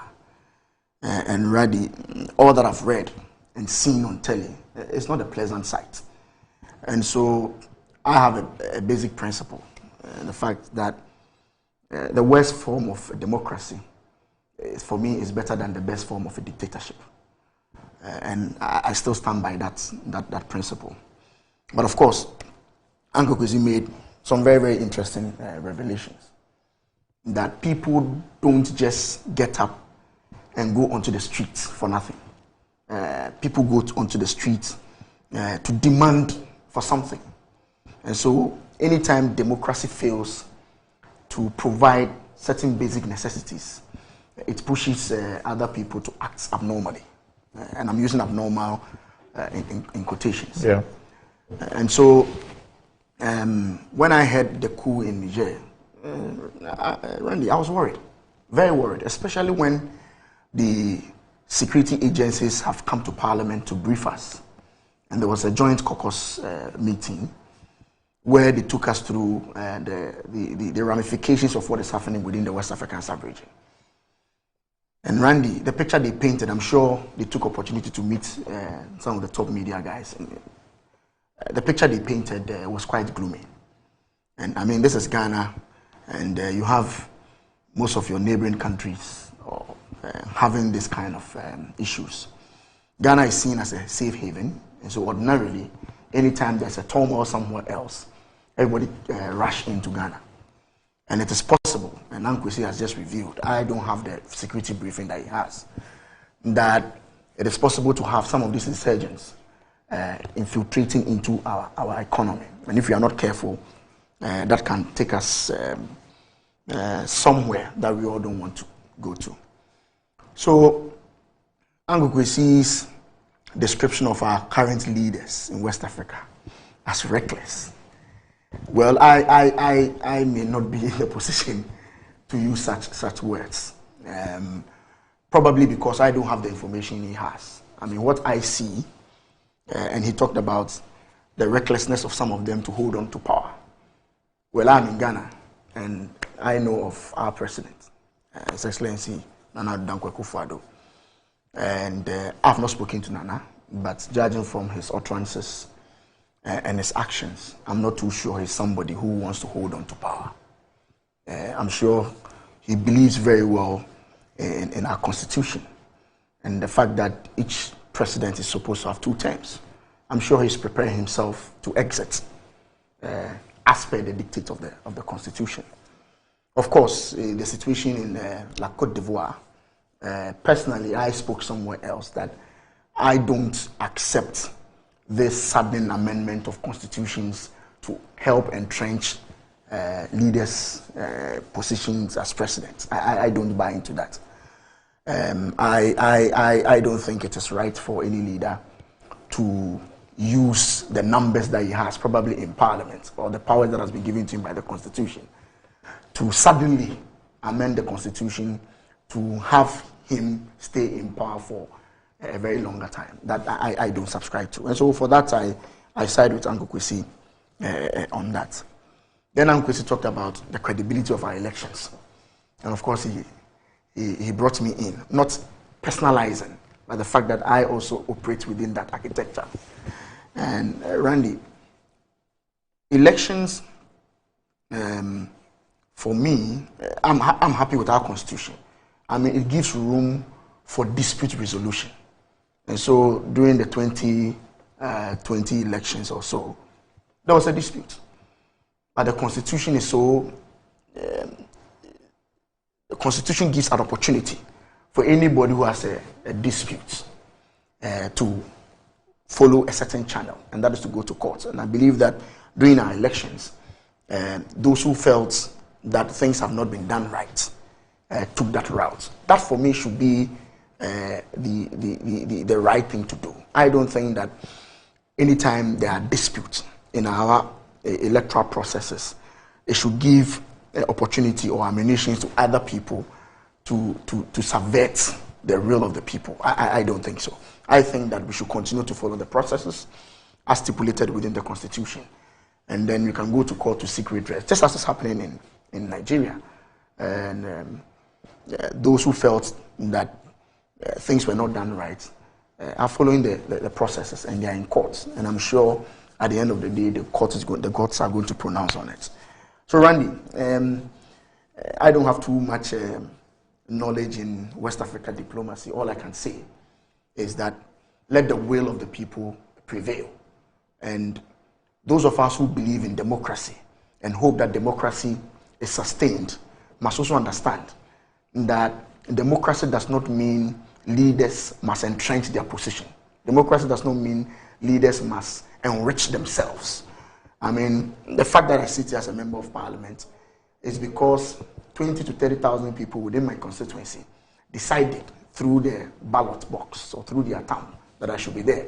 It is important that I respect that kind of mandate and not to take this position that I occupy now to enrich myself or to do things that in the long run makes them suffer.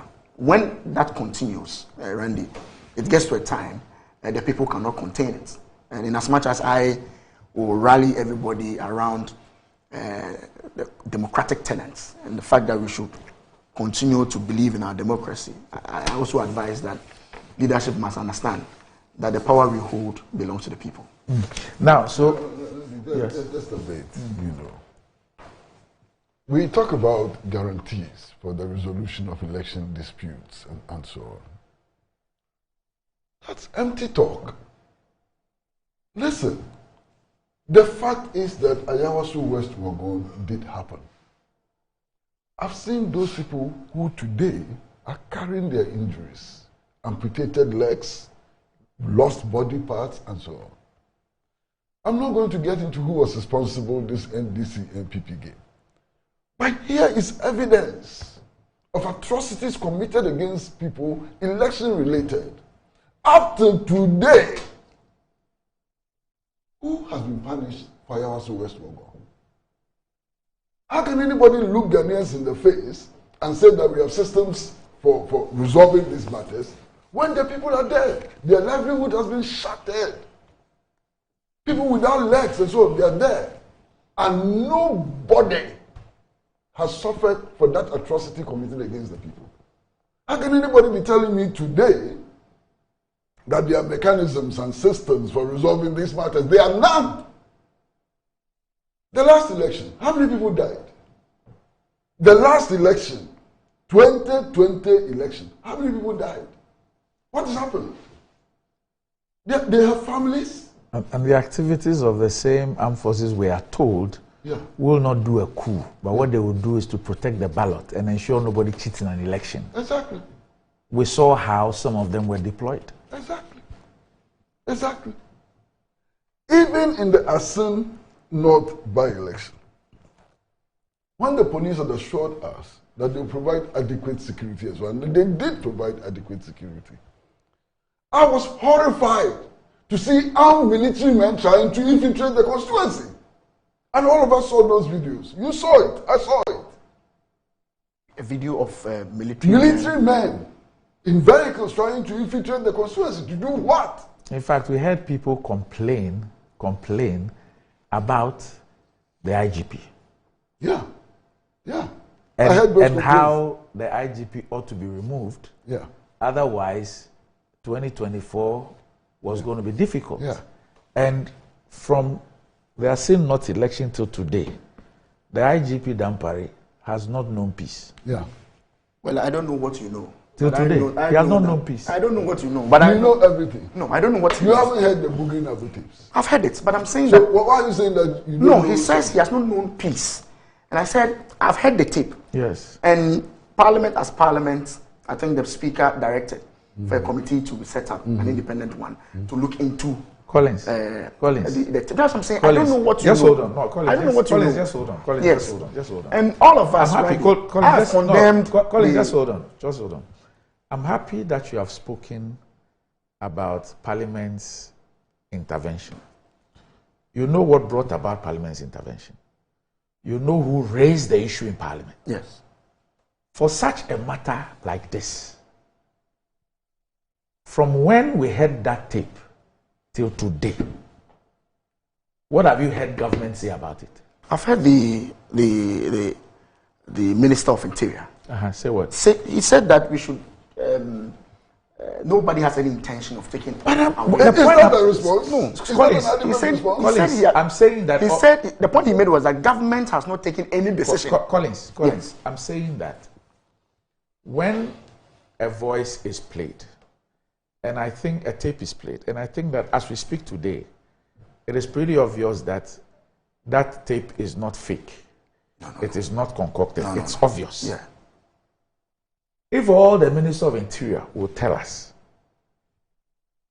is that government has not taken any intention, the government has no intention of doing that thing. And I've also read that few people in the office of Mr. Bugrinabo have been picked up for interrogation. You still don't get the point I'm making. I'm saying that if there is something like this, look, don't forget that people are being prosecuted in court over things that they were alleged to have said on some tapes. Social media.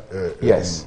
Tapes. I'm saying that. Yes, I'm saying that when you have such things, and we're told that the people involved are supposed to be high-ranking police officials and a top party official, and you hear the things, the calls that people claim to have made. I mean, people that they claim that they have spoken to and all that. And we pretend as if there is nothing has happened.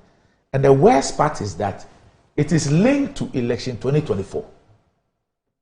And the IGP in that tape by those people, their complaint is that his conduct will be a threat to breaking the 8 in 2024. That for me, no, hold on. I'm saying that for me is extremely important. You cannot be speaking about coup d'etats and condemning coup d'etats and not be seeing that a conversation by senior police officers expressing worry about how an Inspector General of Police's attitude would prevent a party in an election from doing things that are unconstitutional to win an election. We tend to speak about soldiers because they're using a gun to do an election. I mean, Kwesi spoke about amendment of constitutions and all that. But that conversation in that tape is not different from an attempted coup d'etat. It's not.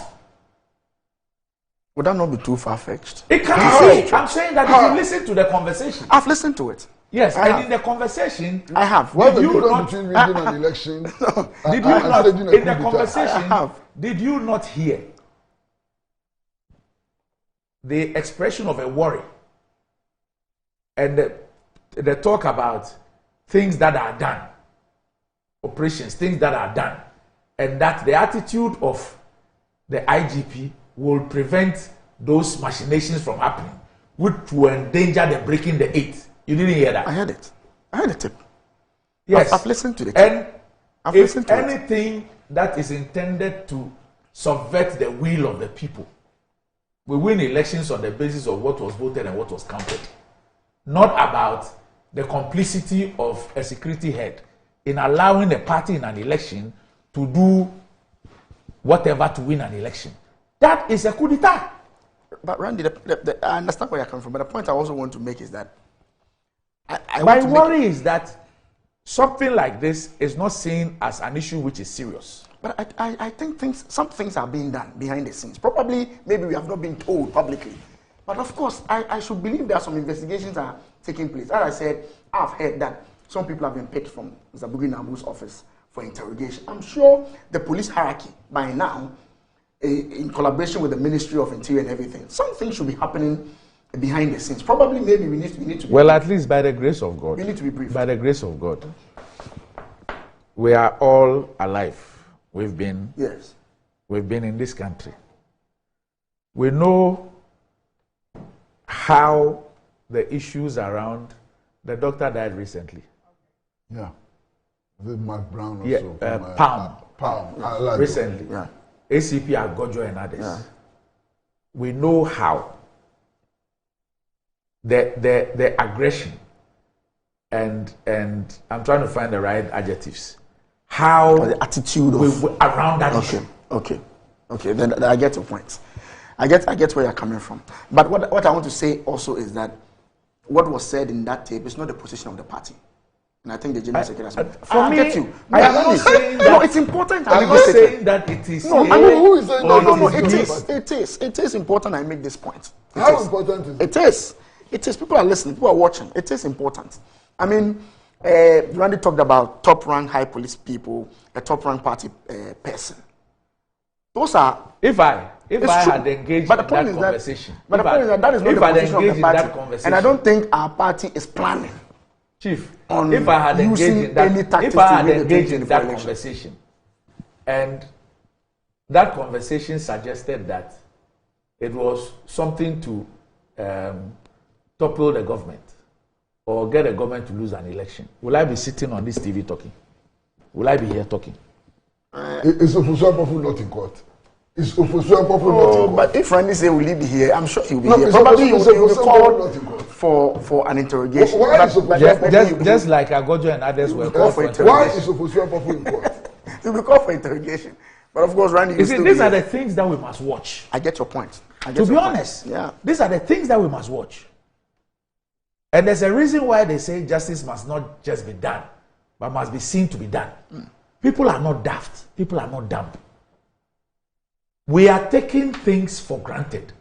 And I always make the point that for those of us who have something to lose, we have a responsibility to tell our friends, our former friends, if there's anything like that, our colleagues, and the people who have been entrusted with something to act in particular ways to protect all of us.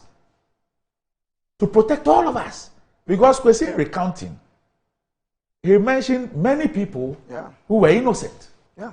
I hope you understand what I'm saying. Yeah. So I'm saying that, like I always refer to what the Archbishop Duncan Williams says, that a country which has a growing army of people who have nothing to lose is in danger. So for those of us who have something to lose, it is in our interest to always look ourselves in make the statement again. A country that has a growing army of people who have nothing to lose. Okay. Is in grave danger. That's deep.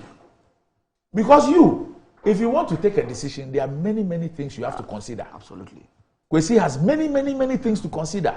I have many things to consider. Are getting reduced. They are getting reduced by the day. Kwesi, just the sight of even your grandchildren. I have many things to consider. But there are others who have absolutely nothing to consider.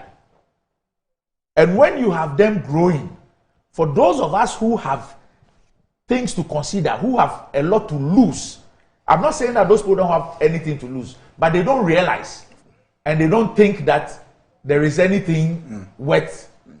Do you understand me? So it is up to us to be able to tell ourselves that, hey, my man, where you are going to, if you don't change course, you endanger all of us. Because God forbid, if things go bust, it is not just you, it is all of us. That's true. And so we must be able to speak truth to ourselves and tell ourselves that, look, hey, let's stop being cocky, let's stop being arrogant, let's stop doing that. This is the situation. Let's change course, let's change ways. Because where we are going to, we need to be careful. If it goes bust, it is all of us. We all have something to lose. And I think that it is that kind of attitude. We should stop making excuses for some of such conduct. It's not good. It's not, because all of us, when God forbid, when something happens, nobody is coming to inspect anybody's ID card or whatever. When you drive in traffic, especially when you are driving a good car or a big car, those guys in traffic, look into their eyes. It will tell you what they are thinking about you. They think that they are suffering because of you.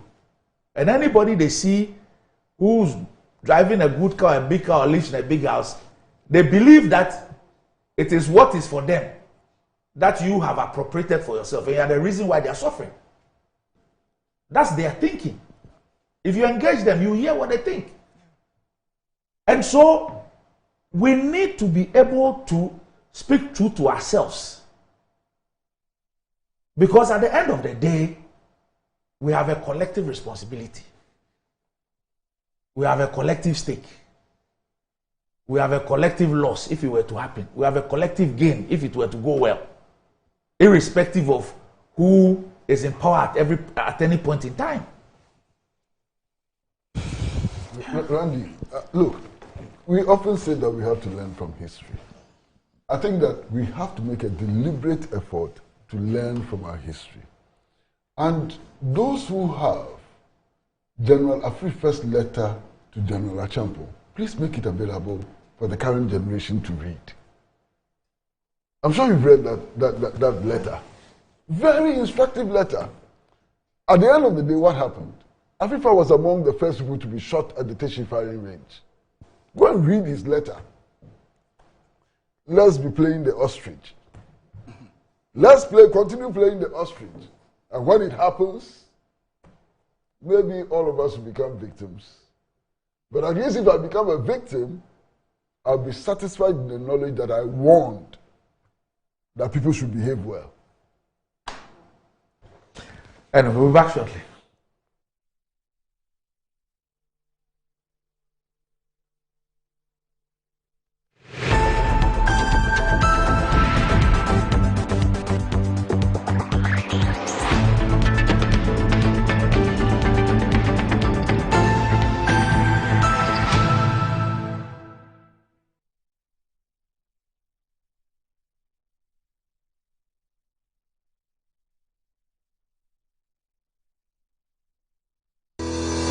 Enjoy the fruits of your labor, they say. But as humans, aging and physical infirmity stands our way of enjoying our mansions and homes. It often becomes challenging, if not impossible, to use our stairways day in, day out. With portable American pneumatic vacuum elevators, PVs, you are assured of unlimited enjoyment of your mansions and homes. It's a self-supported elevator for vertical movement of humans and goods at homes and offices. The original comes in 3 custom-made models with wheelchair accessibility. Call it luxury, but it's a necessary imperative for vertical mobility. Do not let aging or infirmity limit you. Get one for your easy vertical mobility at home. It's affordable and can be installed in just 3 days without modification to your existing building. It's however easier to incorporate it at the construction stage. We also have traditional Fuji elevators and escalators for your high-rise buildings and malls. Visit Lifts and Elevators Company Limited at Sakumono for your elevators nationwide. For free consultation to call or WhatsApp us on 0200-535-515. Lifts and Elevators, the elevator people.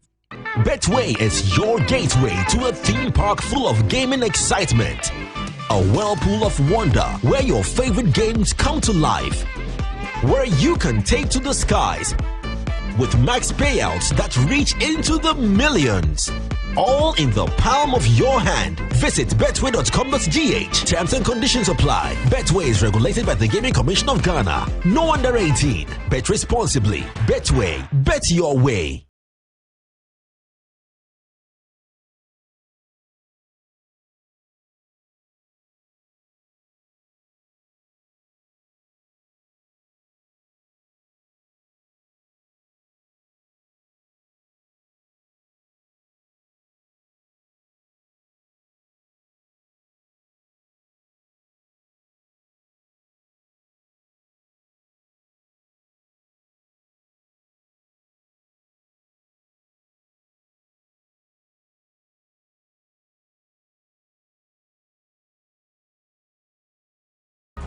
My son, there's more blessing in giving than receiving. Kwa wuni fear for yina and kobo the makers in Sranu Dewo. The pneumatological aberration of the Lord revealed unto me this night that me and my household should go out into the world and bless the world. Makers Electronics Company Limited. Emma up to 67% discount. Our selected appliances. This is what I call quintessential immaculatability. The Makers Electronics Company Limited. Ewo Taifa Burkina Highway. Amasama Zongo Junction. Edike Pharmacy Dining. Oyer Fateman Boga Junction. Ashaman Valco Flat. Kumasi. Ahinema Kokobin. Asafu Bwachi Hospital Junction. Takradi. Kuma. Number 9 Market. So and tell mom and dad about the Makers Blessing Attack program. From 0552 222 253 and 0552 222 254. Terms and conditions apply. Do you need a place with a stunning view and serene environment just beneath the Green Mountains with a commercial center and recreational area with an amazing park? Then look no further. Hello, sir. Hi. Welcome to Rehoboth Havens, the most affordable yet luxurious gated community located in Damfa, Accra. We have 2 and 3 bedroom houses with spacious park. Let me show you. All of our rooms come with beautiful porcelain tiles, durable fitted kitchen cabinets, constant water supply, electricity and water 24/7.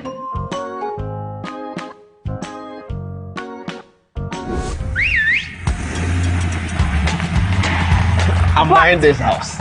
Stop processing my papers. Eh? Move it, move it. If you're living in Ghana and want an affordable and luxurious house to buy, look no further than Rehoboth Social Housing Limited. Oh, and to those from the diaspora, aren't you tired of living in places that doesn't belong to you? You can also own your house and be your own landlord from Rehoboth Social Housing Limited. I have my own, Bossu Landlord. Contact us now. Rehoboth Social Housing. Your housing dream becomes reality.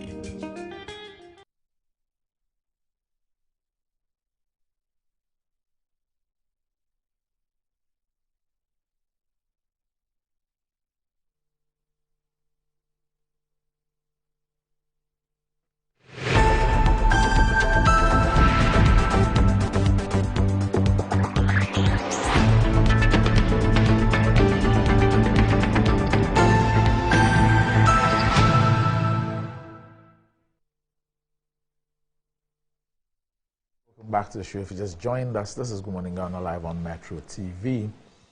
Still with me on the show, I have Kwesi Pratt Jr. and the Honorable Collins Adomako Mensa. Now, aging and fiscal infirmities can stand our way, especially when it becomes challenging, if not impossible, to use the stairway day in, day out at your home or office. But you need not worry, because with the portable American pneumatic vacuum elevators, PVEs, you're sure of unlimited enjoyment of your homes and offices.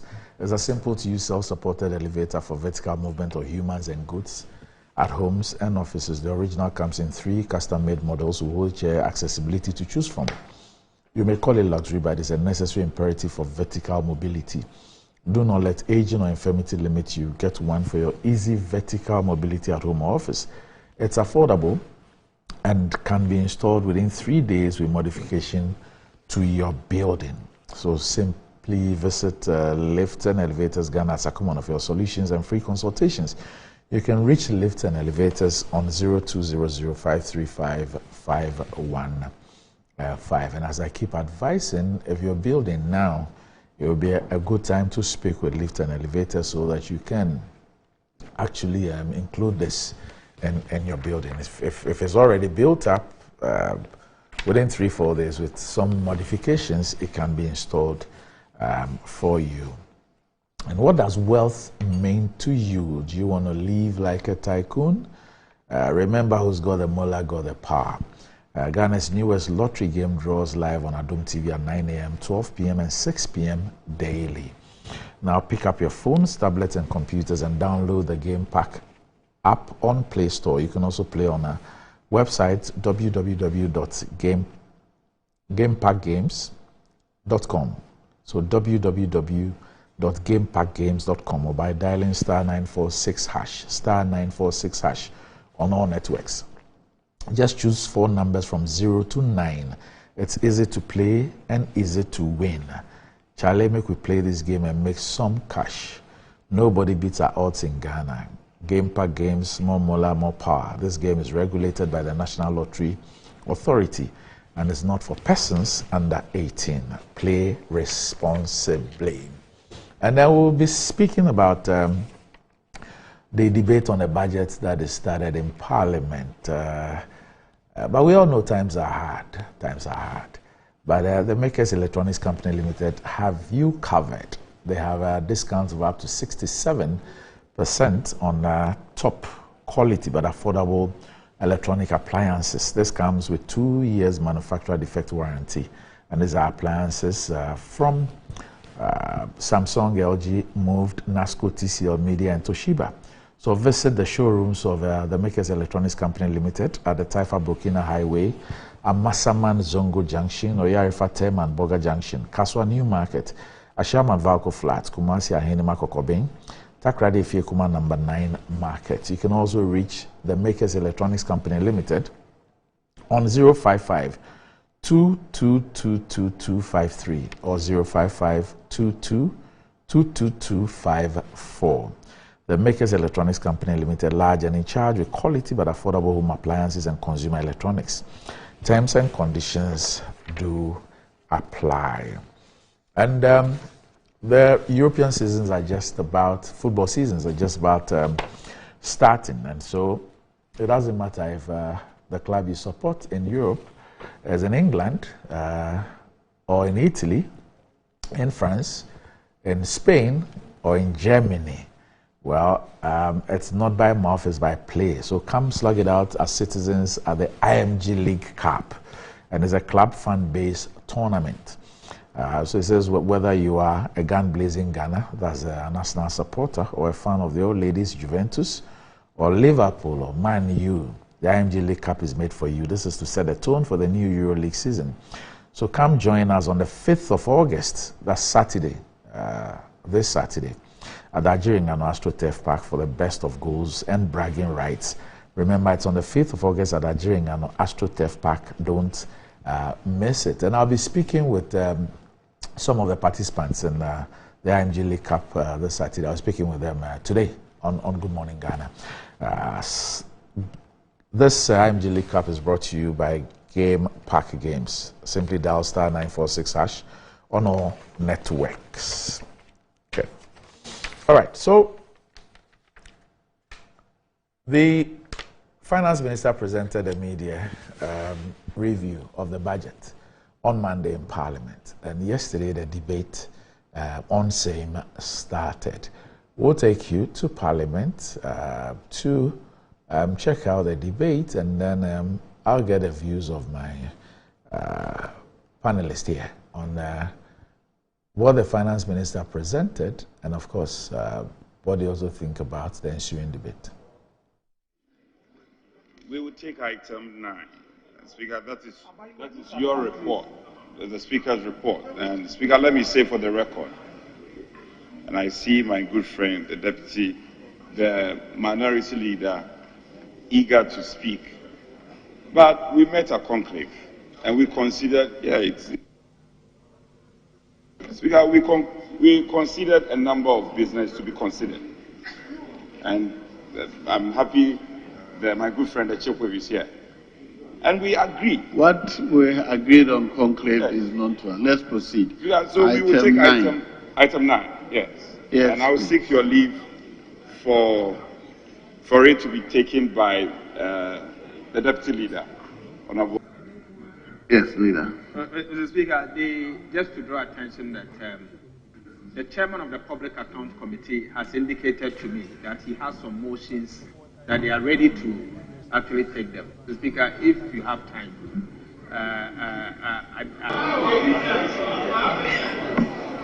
Mr.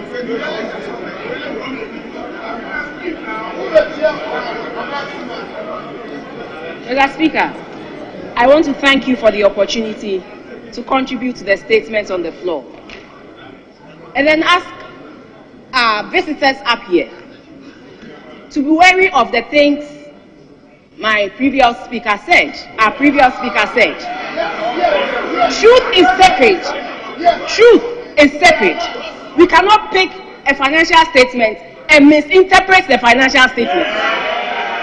We cannot pick a financial statement of a bank and misinterpret the financial statement. Data and truth, separate. Our colleague on the other side just mentioned that they paid BOG supported government with a stock of 80 billion Ghana cedis.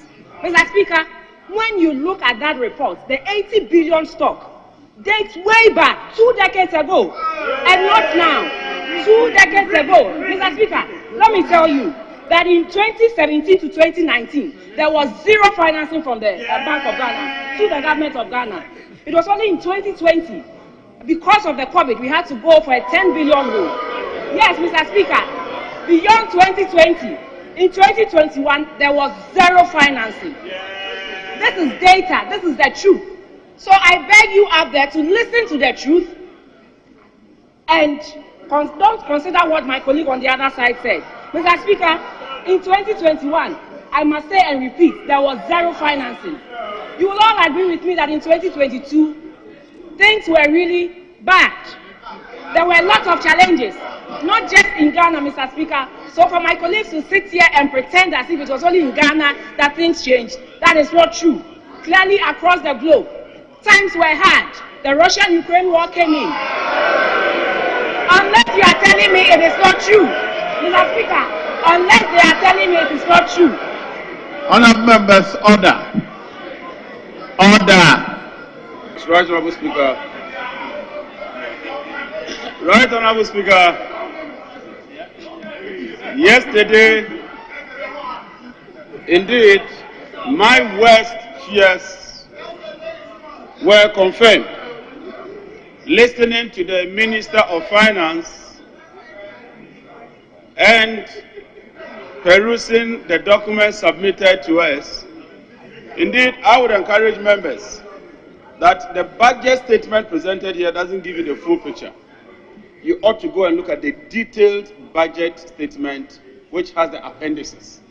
Because the appendices that speaks to the figures.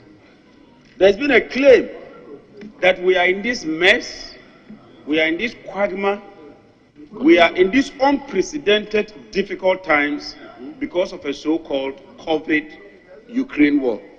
Mr. Speaker, I just want to provide some data, and my cutoff point is 2019, so that we know whether indeed we're on the right path or on the wrong path before COVID. Mr. Speaker, before we left office, in 2016, the depreciation of the cedi was around 7%. In 2019, the cedi depreciated by about 13%. Hey, double. This is a fact. It's in the budget. 95%. Debt to GDP ratio was about 56%. By 2019, it had ballooned to 63%. The deficit had increased. That's the overall deficit, to 7%. Credit to private sector had reduced to about 4%. The construction sector was in the negative. Gross fixed capital formation, and that is the basic issue when it comes to economic development. If you don't increase the capital base of your economy, and you spend so much on goods and services, you are going to witness a downturn when you face headwinds. Yeah. We spent double what this government spent during President Mohammed's time on infrastructure. Eurobond alone, Eurobond, you borrowed about 4 times what President Mohammed borrowed. And so to come and tell us that we are in this quagmire because of a so-called Ukraine-Russia war, the facts does not speak to that. And these are facts. Look, these are not opinions. I'm giving you factual information from the budget, from the Bank of Ghana, and from the IMF documents. And instead of you to learn from your mistake, listen to us and pick up, you are still on this tangent of Russia, Ukraine, COVID. Russia, Ukraine, COVID. If you don't appreciate the problem, you can never find a solution. You are too proud to listen. Look, Mr. Speaker, from where we are going, I will not be surprised if during the main budget we move away or inclusive of COVID and Russia, Ukraine, they add Niger. The conflict in Niger is also contributing to the problems of Ghana. Mr. Speaker, because of these bad policies of your government, the Korean government says that they no longer would advance the $1 billion facility to us.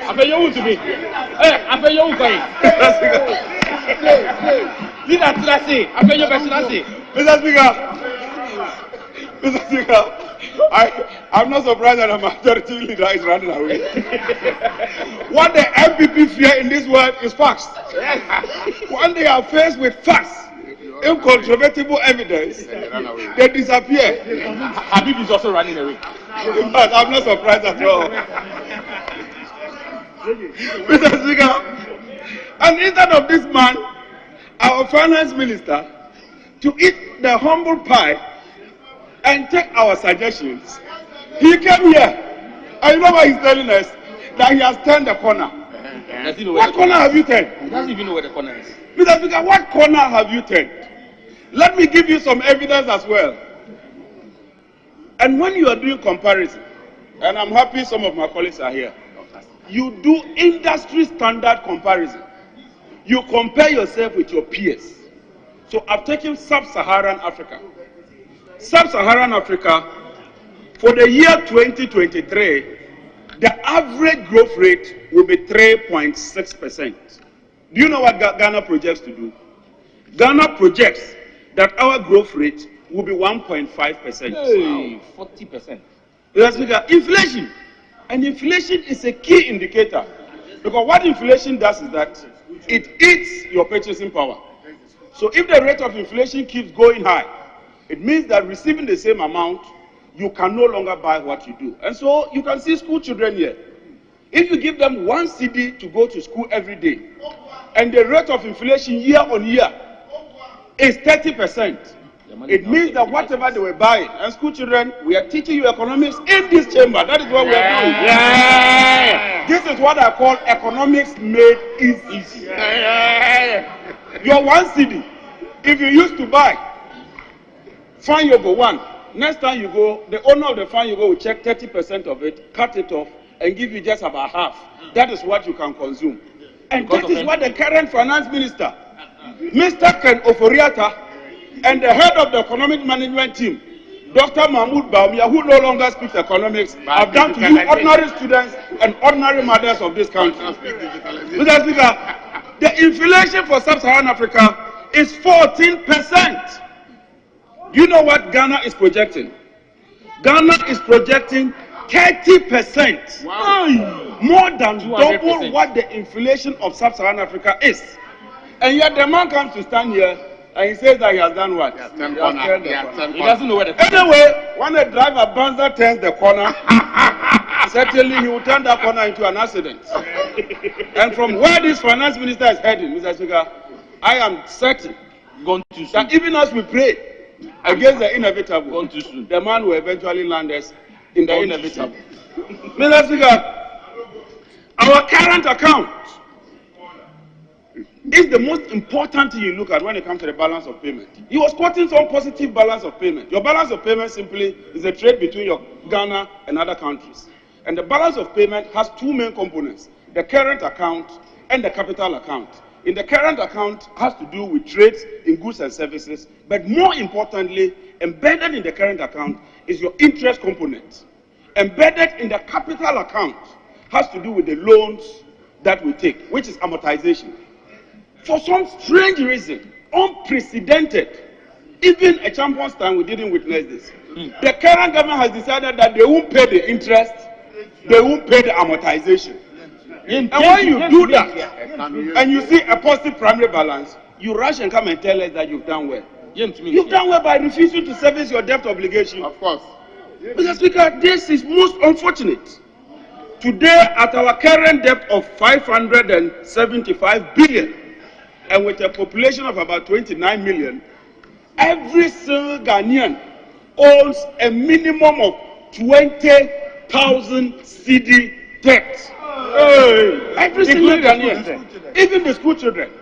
Today, a 1-year-old boy baby owns 20,000 CD. Just some few weeks ago, the government has paid over $43 million to them, Mr. Speaker. And this shows how we are working hard to ensure that our energy sector is protected. Mr. Speaker, let me tell you a few things. That means the energy sector, if you take our book, the income and the unity in progress mid-year review budget. Mr. Speaker, on paragraph 61, it talks a lot. But let's talk about how we have set up an IPP, a negotiation team, to be able to negotiate some IPP contracts where we will not be able to pay unnecessarily, where we are now going to save money. They're not going to cost us to pay over 500 million series every year, when that money can be used to pay a lot of things. Mr. Speaker, that is on. Mr. Speaker, in terms of the IPPs, we've been able to have a negotiation with them, and the finance minister have said that they are restructuring their debt. That is an improvement, and this is what we call we have turned the corner. Mr. Speaker, in terms of the energy sector legacy debt validation, the government is on audit and everything is ongoing.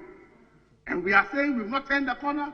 Yes, we have turned the corner. Mr. Speaker, in terms of ECG, some few months ago, we were complaining about ECG. In terms of revenue-wise, as we speak, ECG is doing over 1 billion seats. If it's not a 10, if the corner has not been moved, what would have happened? This is what we call the corner. We have turned the corner. Mr. Speaker. So, honorable members, once we are turning the corner, then we have to begin to descend. Mr. Speaker, in conclusion, let me conclude by saying, Mr. Speaker, that we've turned the corner. And we can say for a fact that as we negotiate the corner, we are on the right path. We are not running away from the fact that we are in distress. But in our distress, in our challenges, we are better than certain governments that couldn't even put the light on when every inflow was coming in. Mr. Speaker, let me say that the debt is going to make sure that this month, my colleagues on the other side will smile. They will be happy. Because the economy is alive. The economy is kicking. The economy is moving forward. And nothing is going to change this side and this side. Thank you very much, Mr. Speaker. Mr. Speaker, I thank you for the opportunity to make comments on the media review presented yesterday. But, Mr. Speaker, I want to register my displeasure and disappointment at the majority. The empty seats are just too many. Yes. And this is their media budget. Yes. I hope the president is watching you and the finance minister is watching your response to this debate. Nobody is here. But, Mr. Speaker, I am also very happy that today, are you here? Very happy.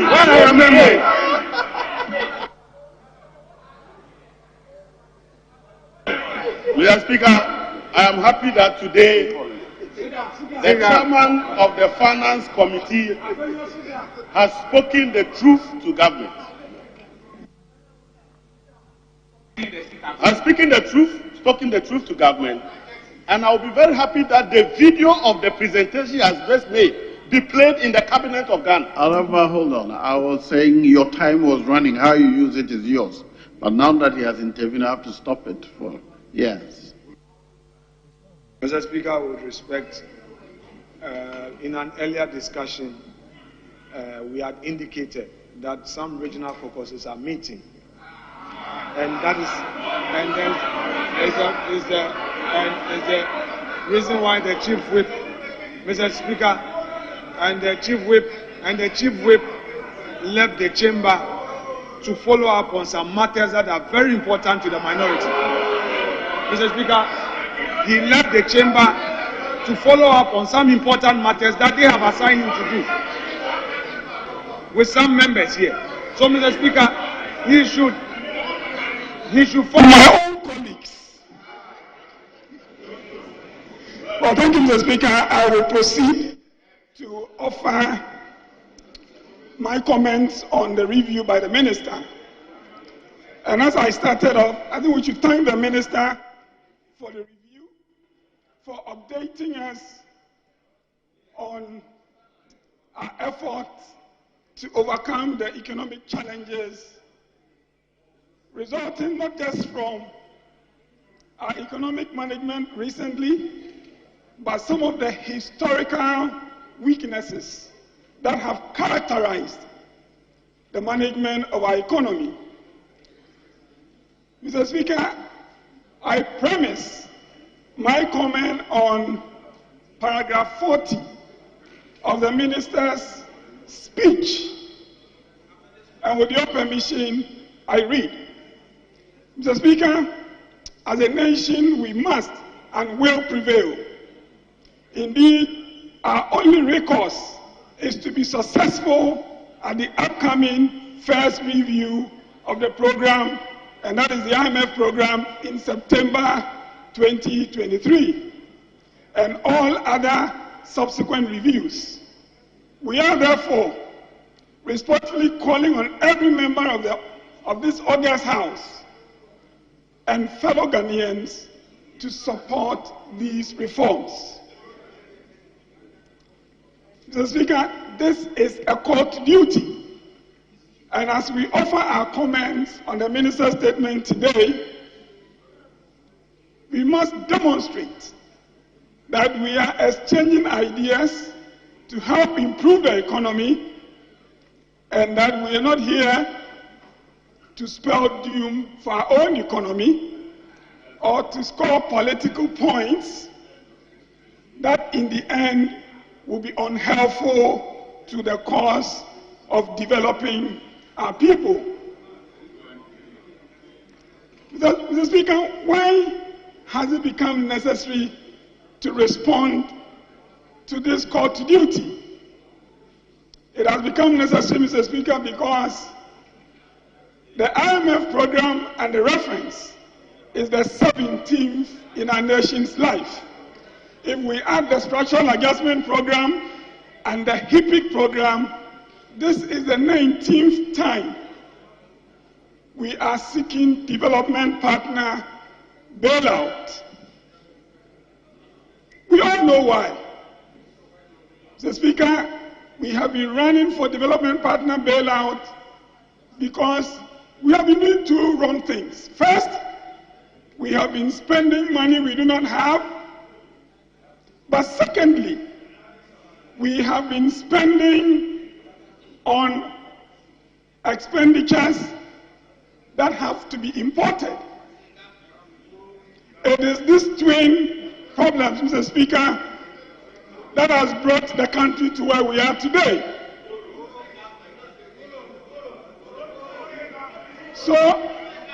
So Mr. Speaker, as we respond to this call to help our own country overcome our economic challenges, what should we do? Mr. Speaker, what we should do, perhaps, is more clearly stated in what we should not do. We should stop putting pressure on government to spend on projects for which we have no money. And especially now, we should be asking government to spend on projects for which we have already committed the economy. Let the arrears that have piled, some of them very historical, let us put the resources we have into those arrears. Let us stop again putting pressure on government to take on new commitments. And Mr. Speaker, I say this on behalf of the Finance Committee. We will be looking to support government and to ensure that the resources we have go into existing projects instead of taking on additional projects. And we do this fully conscious that it is the point of government itself, that this is how it intends to live, to help the economy live within its means. But Mr. Speaker, it will not be enough. It will not be enough to just rationalize expenditure. It is important that as we pay for these expenditures, that we check wastage. Mr. Speaker, this economy and the management of our country are all too familiar with wastage in the public sector. Whilst we plan within our means, Mr. Speaker, we also have to take steps to ensure that the public financial management strategies that have been outlined in the Act are enforced. And I take this opportunity again to call on members that we ought not to contribute to these irregularities. We should be checking these irregularities. Mr. Speaker, but it will not be sufficient to just handle expenditure. We need to ramp up our efforts to mobilize more domestic revenue. Everyone would have to pay their fair share of the taxes. If we want to lower taxes, we should do so for everybody. The practice of keeping our taxes in place and yet seek to exempt selected individuals from the payment of those taxes is completely unhelpful. We should get everybody, Mr. Speaker, to contribute to our efforts at mobilizing domestic revenue. By exempting individuals in the name of investment promotion, Mr. Speaker, we create two problems. The first is that we deny Ghana the opportunity of communicating that our investment climate is friendly because the taxes are in place.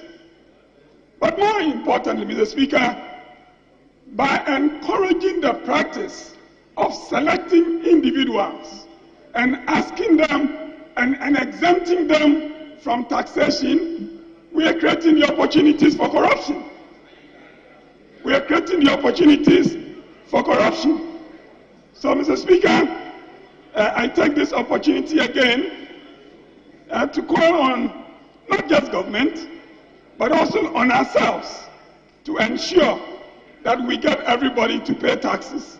If we want to lower taxes, we should abolish those tax lines and let everybody be free of those taxes. Finally, Mr. Speaker. Right, so except for the debate in Parliament yesterday, it will continue today, I'm sure. Yeah, it will continue today. Yes, you are a member of the Finance Committee. Yes, yes.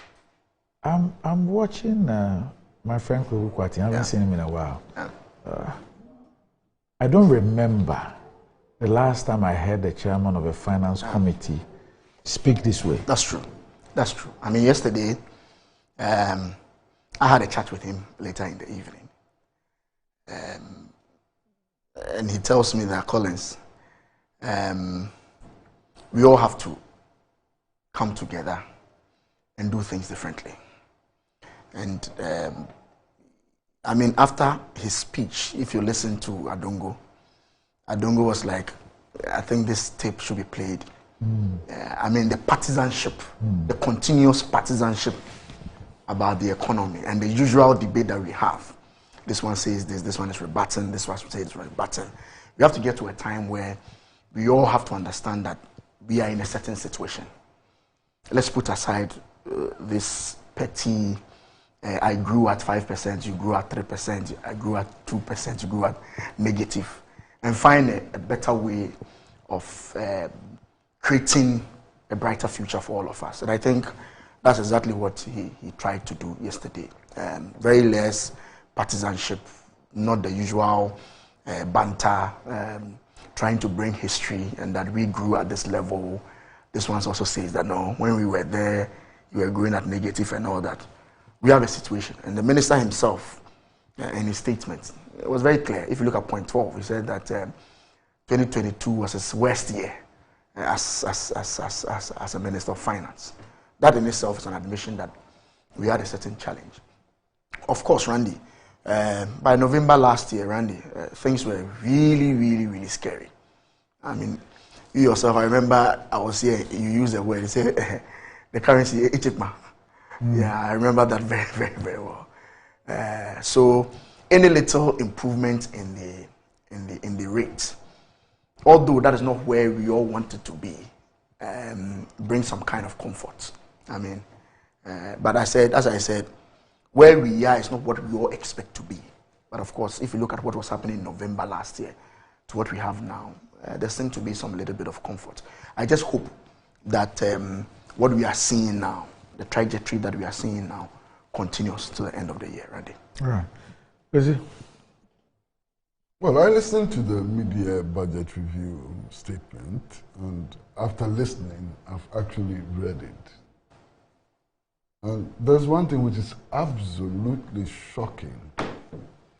You know, the utter disregard for the plight of women and the demands of women is shocking. You remember the Don't Tax My Period campaign? Yes. Which was started by the women's wing of the Socialist Movement of Ghana, which has been joined by many, many women's organizations. It was not even mentioned. The demand was just not mentioned, nothing. And I'm sitting back and I'm wondering, we all say that we want to protect the interests of women and so on, and such a crucial issue. Randy, if you talk to health practitioners, they are telling you that now many women have sexual diseases and so on. Why? Because the pads they use when they have their periods and other things are so expensive they cannot buy. So what some women are doing, poor women are doing, is that they are using Pampers because it absorbs a lot more blood and so on. Now, if you use Pampers, some of them wear it in the morning and dispose of it in the evening, some even the next day. It causes diseases. This has been raised. There's the issue of teenage pregnancy. Research has shown that many young girls today are getting pregnant because of the embarrassment of blood in their dress and so on. So they're going to younger men and asking them to give them money for these sanitary items.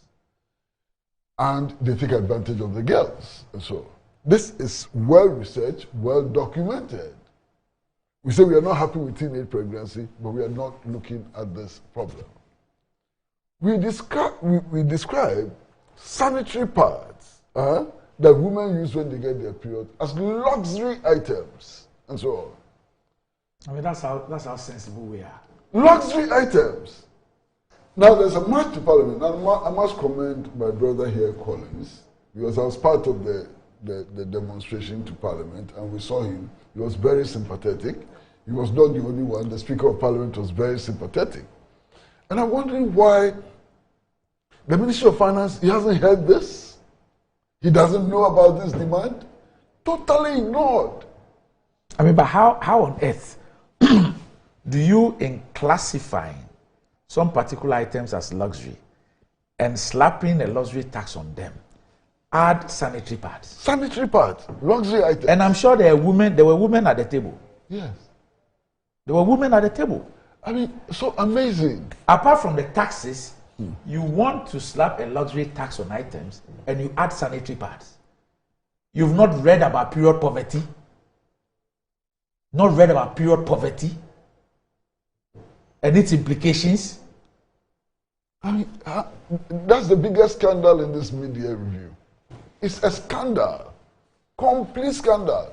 There are stories about young women. There's a 14-year-old girl who has actually quit school because she had a period, she couldn't afford sanitary pads and so on, and the classmates laughed at her so much that when she went back home, she decided never to go back to school again. She's now 17. She's quit school for 3 years. All of these issues have been raised. And our Minister of Finance completely ignores all of these concerns and so on. So for me, this is the biggest scandal. There is something else. Bigger than that. Bigger than I know, on a lower scale, okay. But it is still important. I'm sitting at home listening to this media review of the budget, and I'm so scandalized that this is still being done by Ken Ofori-Atta. But he's a finance minister. But really, that's the problem. The NPP, majority of NPP ministers, parliamentarians, have come to tell us that he's not fit for the job. They've abandoned that thing. At least they've come to tell us that he's not fit for the job, and so on. I mean, what is happening? Are we saying that only one person can be Minister of Finance in Ghana? So all this... But why do we keep... I have a problem, Kwesi. Yeah. I beg you. Yeah. Why do we keep blaming Ken Ofori-Atta? I'm not blaming him. Did he appoint himself? I'm not blaming him at all. I'm just asking a question. Why do we create the impression that there's only one person in Ghana who can be Minister of Finance? You know, who delivers the message is also important. I'm quite sure that if somebody else had delivered this message, the reception may not be the same. You understand? And I'm sitting back, when you people were telling us that you have the men, not knowing you had only one man. What is this? So all this, we have the men, not knowing you had only one man. We have a lot of men for different positions. But for finance, you have only one. What is this? I mean, I'm sitting at home and watching this man, and I actually pity him. You know, I pity him. He's run out of spend. Does you pity yourself? I should pity myself. Thank you for the advice. When one has run out of ideas, run out of steam, and so on, and every now and then you bring the same person. The president promised that after going through with the IMF and so on, the man will step aside. He's gone through, he's continuing. What is happening?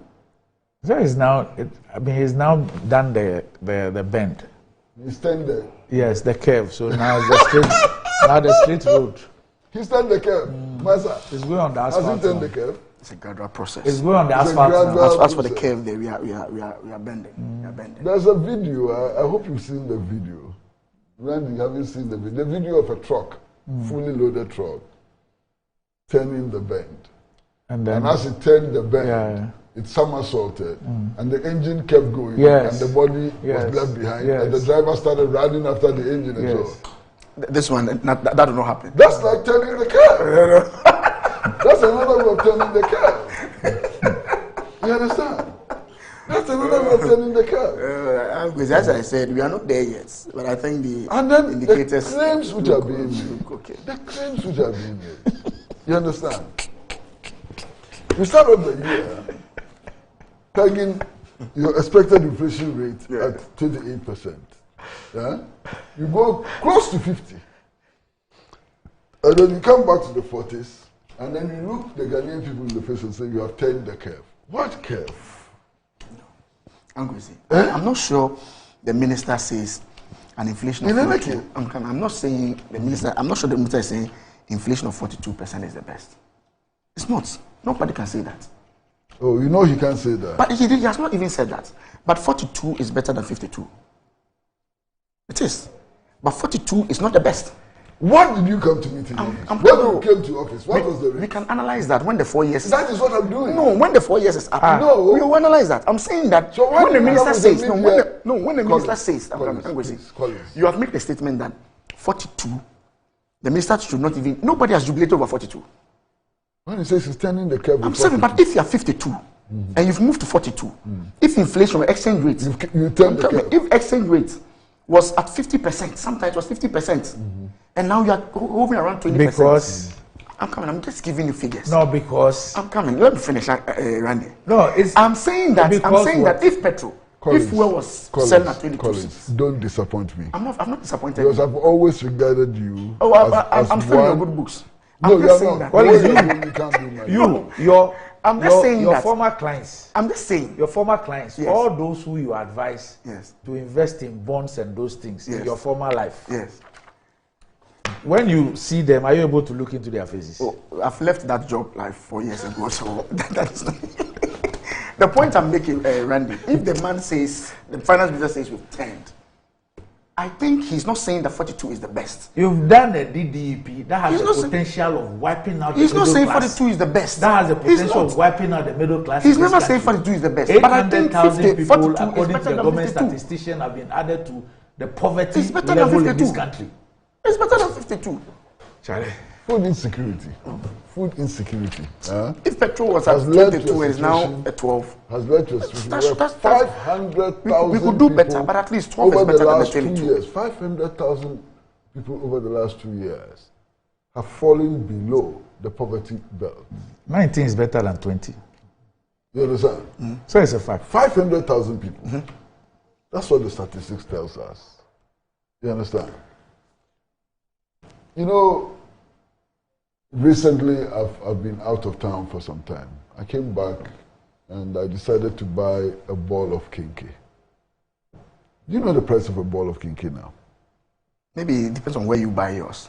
No, wherever you buy it. No, because I still buy You it. can't get 1 CD anymore. You know that. Okay, I buy 2 CDs. You still buy where? Ministry of Agri? No, I don't. I don't go to Ministry of Agri. I mean, have they stopped the Don't Go Me? Oh, long time. They stopped. It was a useless exercise. They stopped it a long time. See. A ball of kinky like this size, it's 5 CDs. Because I buy my kinky at a billing pay. I buy it at 2 CDs. Show me the place. Hey, 2 CDs, 3 CDs. Show me the place. Oh. Show me the place. I'll show you so that you can go there. You know Mawako. And the whole of Ghana, oh, go to Mawako. You get to Mawako, heading towards Afenyo Markin's place, Afenyo's house. You don't show us his house. I'll not show you. But I mean, on the street. Mawako is a public place. Yeah, when you mention his name, everybody knows the street. Why are you preventing him from showing Afenyo Markin's house? No. It's a private. It's a private. I'm just saying that when you mention the name, I want to know his family deserves. If it's your cousin, call him and let him show his house. And the people watching, are they also his cousins? Then you know something. I buy my KJ there. The houses of prominent politicians now are treasuries. You want to go and look for a job as a house help? That's part of it, but the other things you can do in the house. You see, I'm going to trying very hard to bring this topic. Which topic? Which topic am I trying to bring? Annie. No, which topic am I trying to bring? In fact, I'm sure that the KK seller at a billing place will increase the price. Why? Why would she increase the price? How can you sell KK at a billing place and sell it at 2 CDs? 2 CDs, 3 CDs. I believe there's 2 CDs. They'll increase it. And I go and buy them. I didn't know I would have been buying my KK. KK is 5 CDs. It depends on where you bought your KK. From here, I'm going to check. I'm not saying that there are some places that are 5. No, I'm not saying that. I'm saying that where I buy mine, I get some are 2 CDs, some are 3 CDs. That is why you support the budget. Same size. Randy, that's why he supports the budget. But then the budget, what does the KK and to do with the budget, the media? You don't know the connection between the price of there is, but I'm saying you are just you're just talking about what my. All right. Okay, we have to go. No, but I'll show you the KK. The houses, you have to show us the houses. No. I can give you their numbers. If it's there, you want to apply for a job as a house help for a driver, I can give you the numbers. Because that's why you're looking for the houses. You want to go and work there. There are other reasons for looking for the houses. It cannot be just one reason. There are other reasons. I know that you can never be engaged in a heist, so you can't be involved in a heist. You are too old for that, and it's not in your path. No matter how frustrated you are, you won't do that.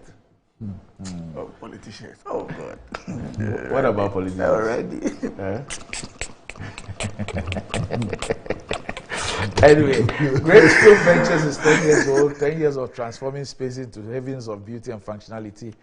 Gracefield Ventures has made this dream a reality for countless individuals and businesses. At their showroom at the number 2 John New Street, Kisserman, opposite the Kisserman Park, They have swivel chairs that embrace you with every turn, sofas that invite you to sink into the embrace after a long day, and conference tables that become the epicenter of your team's creativity. Gracefield Ventures have you covered from sleek file cabinets to elegant workstations and many more. You can reach Gracefield Ventures on 0501-672-776 or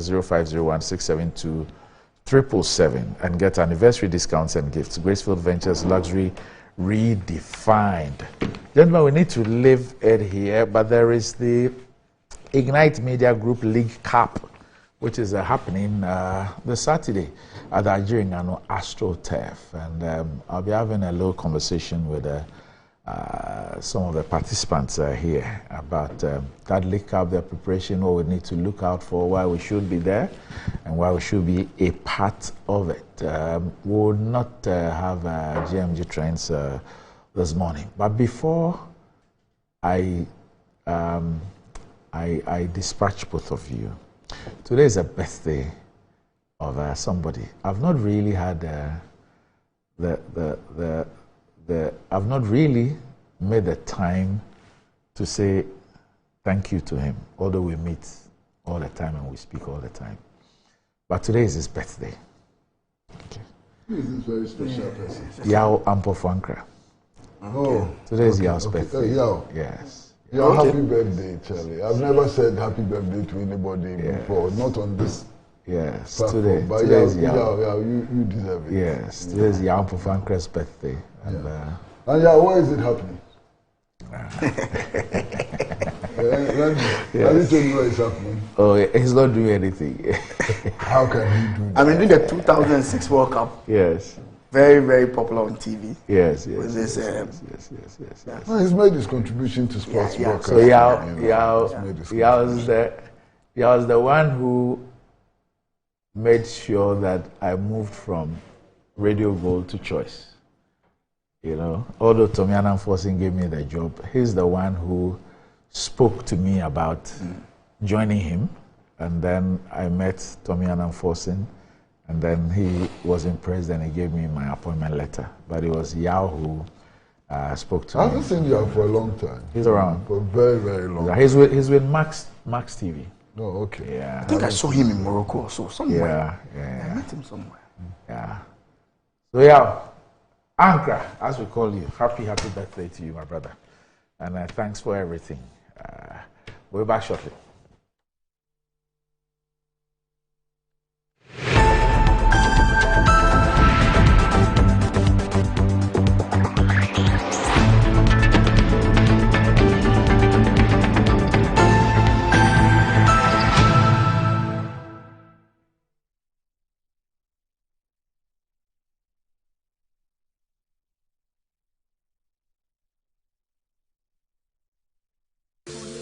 Yamawako aba the ba Nadum Auto Fix and Accessories. Ahadie e ba no ka siesie ne ho aka de a. Ubenya bibie bi wa ha. Ka bia ne ha ene ne ohia. Yenso ye wo ho animdefo a obeso anu yi ama o. Nadum Auto Fix and Accessories ye dwumedie de. Eye 24/7 o. Ye siesie wo engine, wo brake, battery, yesesa wo tire. Se ba no car wash de a. Je wo abefun fidie bi ti se steamer ye de horo car engine abra nsuo nko engine nim ye san ye detailing metre se ye betwetwe car no mu ba bia ma o ye wi a ya san polish car na ma o kama enye we no nko ye san to car batteries, tires, rims any de keke kan Manadum Auto Fix and Accessories ema wo car ensi ne dedem na nwu adwuma ma o hwehwe ye chira kwan wo dansoma na sorry dan ho a ene KFC bon hwanimu e won kran se wo information anansem bi se bia Fresh 024-651-9369. Nadum Auto Fix and Accessories. Betway is your gateway to a theme park full of gaming excitement. A whirlpool of wonder where your favorite games come to life. Where you can take to the skies with max payouts that reach into the millions. All in the palm of your hand. Visit betway.com.gh. Terms and conditions apply. Betway is regulated by the Gaming Commission of Ghana. No under 18. Bet responsibly. Betway. Bet your way. Leadership is the fulcrum around which all human development efforts revolves. Whether seen at the personal, national or geopolitical and economic development perspectives. It remains a central enabler of all successful and sustainable development efforts. Join me live on Metro TV and VOL online radio every Thursday as we explore the germane and pragmatic rudiments of leadership, teamwork, and change management strategies for the betterment of our society at large. I am Dr. Victor Abbey, your host. Be my guest as we learn, unlearn, and relearn to accelerate the development of our society.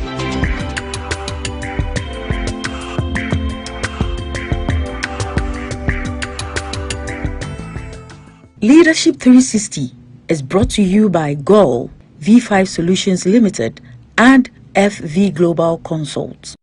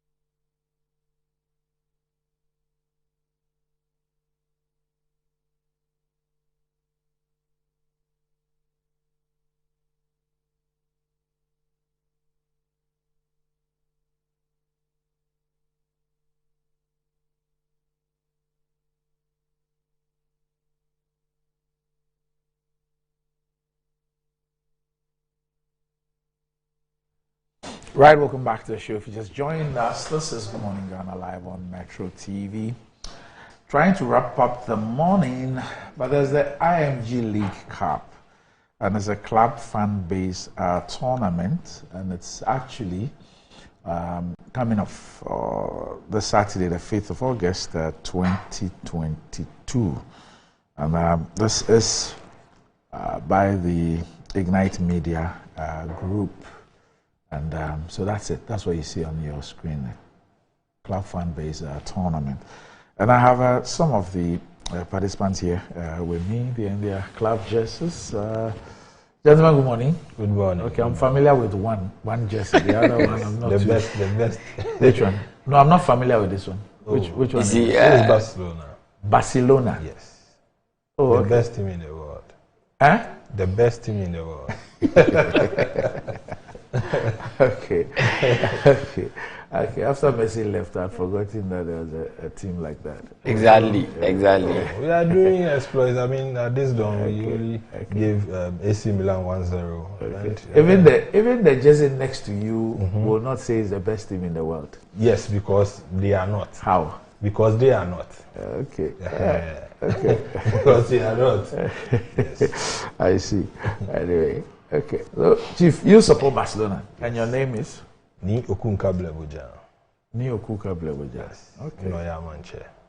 Noya Manche. Saperman. Saperman. Yes. Oh, okay. Yeah. You're a traditional ruler. Yes. Sir. And a football fan. Yes, sir. Okay. and Chief, yes, I know this jersey. This is a jersey for this season, right? Exactly. Yes. Exactly. And I know this jersey so well. Yeah, I know, and I even told them already that you are the technical brain behind our success tomorrow, just like Heart of Lions. You're going to deliver. So that's Liverpool. Yes. Right. So you are telling me now I'm 2-in-1.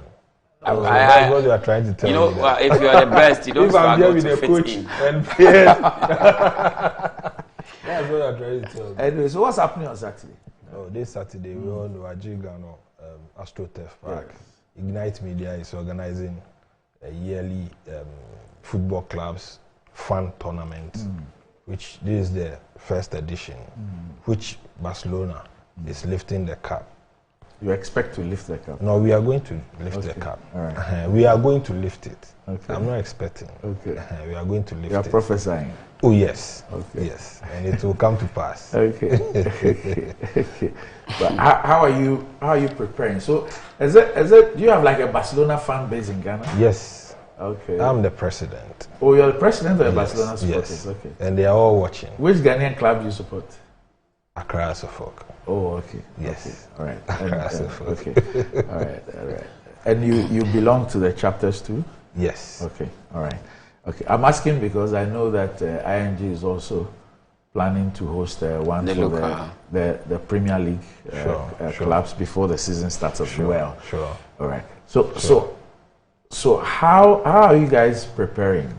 So it's really the Barcelona fan base in Ghana. Yes. So you are participating. Yes. You the supporters. Yes. And you have good footballers, retired. Very good footballers. Retired.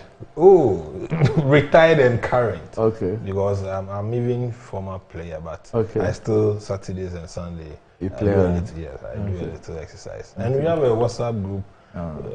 So many WhatsApp groups that we have people in them. Okay. They will come and you will see. I hope you'll be there. Yes, I will. Maybe we can get 1 or 2 to Heart of Lions. Ambassador. Chairman. It's good he said they are going to win, but I've already told them to emboss our name on the trophy.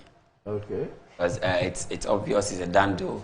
And I even suggested that they unite all the other clubs to play against Liverpool. Because that's the only way they're going to beat us. And I threw a challenge to the United Faithfuls that even if they hit a crossbar, it's a goal. The Man U supporters. Okay. Because they are also representing. So we even opted that automatically they make us meet. Okay. You know, these Barca fans, it's sad that they could even take 3-0 lead and we just out of nowhere, we just come back. So for them, they are not even a headache. So it's always an issue. Exactly. Exactly. So it's a lovely thing to put together, and we appreciate the fact that Ignite Media is doing this for us. And the Liverpool faithfuls in Ghana, there are a lot of platforms, but the major ones are coming together to do this is the LFC Africa and the Mighty Reds GH. Okay. The Mighty Red GH were the ones who actually welcomed the duo Salah and Mane some time ago when they came to Ghana for the CAF awards. Right. So it's sort of something we've been doing for so long, but it's always good to have such an avenue to bring all of us together. So the LFC Africa faithfuls combining with the Mighty Reds Africa have joined forces, and the numbers are enormous, and the quality players. Most of our fans are footballers. Okay. So we need no poaching from Premier League side to say, okay, we want some quality to help us. No. So the participants will be poaching players. Yes, we suspect them. They've told us that some people will be poaching some players. By myself, my career goals officially, I'm around 1,460 something goals. Unofficially. Since I started playing for Red Lobster in Medina. Okay. How many years? Oh, let's say like 16 years. You scored over 1,000 goals. Over 1,000 goals, but it's not been captured officially. Dr. Randy, he is like Romario. When you score butter to go like they will be counting. At least it's a goal. I'm just telling you how potent I've been, regardless of where I find myself. Okay. So I'm just trying to tell them that don't mind my size. That's okay. I've put up a little weight, so it's not an issue. And in the enclaves of Medina, I'm known as the Go Mai. Go Aye. Okay. No. So it's a done deal for Liverpool. Which part of Medina? Medina New Road. I'm actually an assemblyman for Medina Estate. I see. So okay. My area is social welfare. Okay, so do you remember Ricardo? Ricardo, is it that's Jordan's territory? Yes. So Jordan Agla. My house is opposite Ricardo. Oh, okay. Then you are at home. So I did up to class 3 at Calvary International. The old site. I know the old site. Yes. I know the old site. You see, it seems we have things in common. Because Liverpool, Medina. You are just crashing me. I mean, Randy is here and you are here, but still, we will win. It's not about the two of you being on or talking. So practically, how many goals have you also scored? Or you are not a striker? I'm not a striker, but I'm a defender. But I've scored more than what he said. I've scored more than 1,000. Yes, more than. I mean, I've lost counting. So if you're a striker, the defender has scored more than you. Stop talking about that. Hey, I'm sure on Saturday, every 2 seconds there will be a goal. Go, yes. That I guarantee them. I see. So has the balloting been done already? I guess it will be done tomorrow. Okay. And for us, we've opted automatically that Liverpool, Man U. You won that? Yeah, we won that. The rivalry. But the 7-0 is not enough. We want to open the season with another go. You want Madrid? Go harvest. You want Madrid? Oh, or because you just beat them? No. We all know the whole world. Madrid is the best team. But Madrid, so why did you say that you are the best? Hold on. Okay. Madrid is the best team, but their master is Barca. Oh. Doc, so that's the difference. This food chain is simple. They will beat Madrid. Madrid will beat Liverpool. Will beat them. Okay. So it's a cycle. Okay. You are not part of. But I've been beating you. You can score 3 and I will score 4. Don't I beat you? Don't I? But we all beat each other. Yes. So forget about that.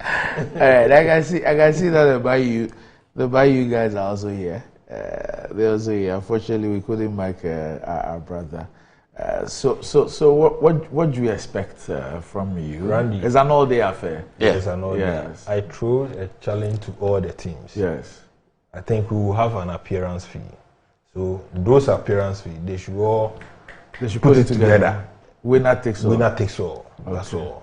Okay. So when you are going home and you have nothing, then you can cry better. You can cry better. All right, okay. So guys, thanks for joining me, and we hope that we'll all have fun on Saturday whilst we wait for the opening of the season. And of course, this is the inaugural tournament, but we hope that it will become bigger and bigger and bigger. Yes. And the which Barca has already won, so we can talk about the second edition. Okay, so on Saturday we'll all be there, and then we would get an announcement about the Premier League 1 too, the Ghana Premier League 1 as well, and we're sure that we'll also have all the supporters in here. So thanks for joining me. You're grateful. I'll see you on Saturday. Sure. Yes, all right.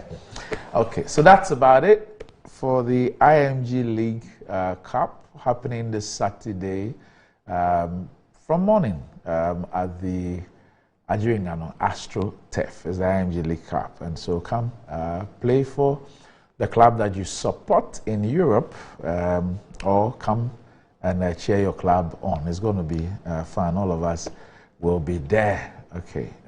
Outside Ghana, I'm Liverpool, but I'll try and be neutral on Saturday and present the trophy to whoever wins. Although my bias is known. So up next, Metro Sports. I'm sure you see them on Metro Sports as well.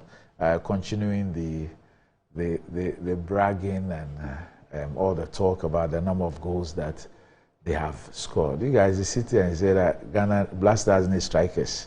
There are people who have scored over 1,000 goals already, and we still need strikers in Ghana. We'll see you tomorrow. Have a wonderful day.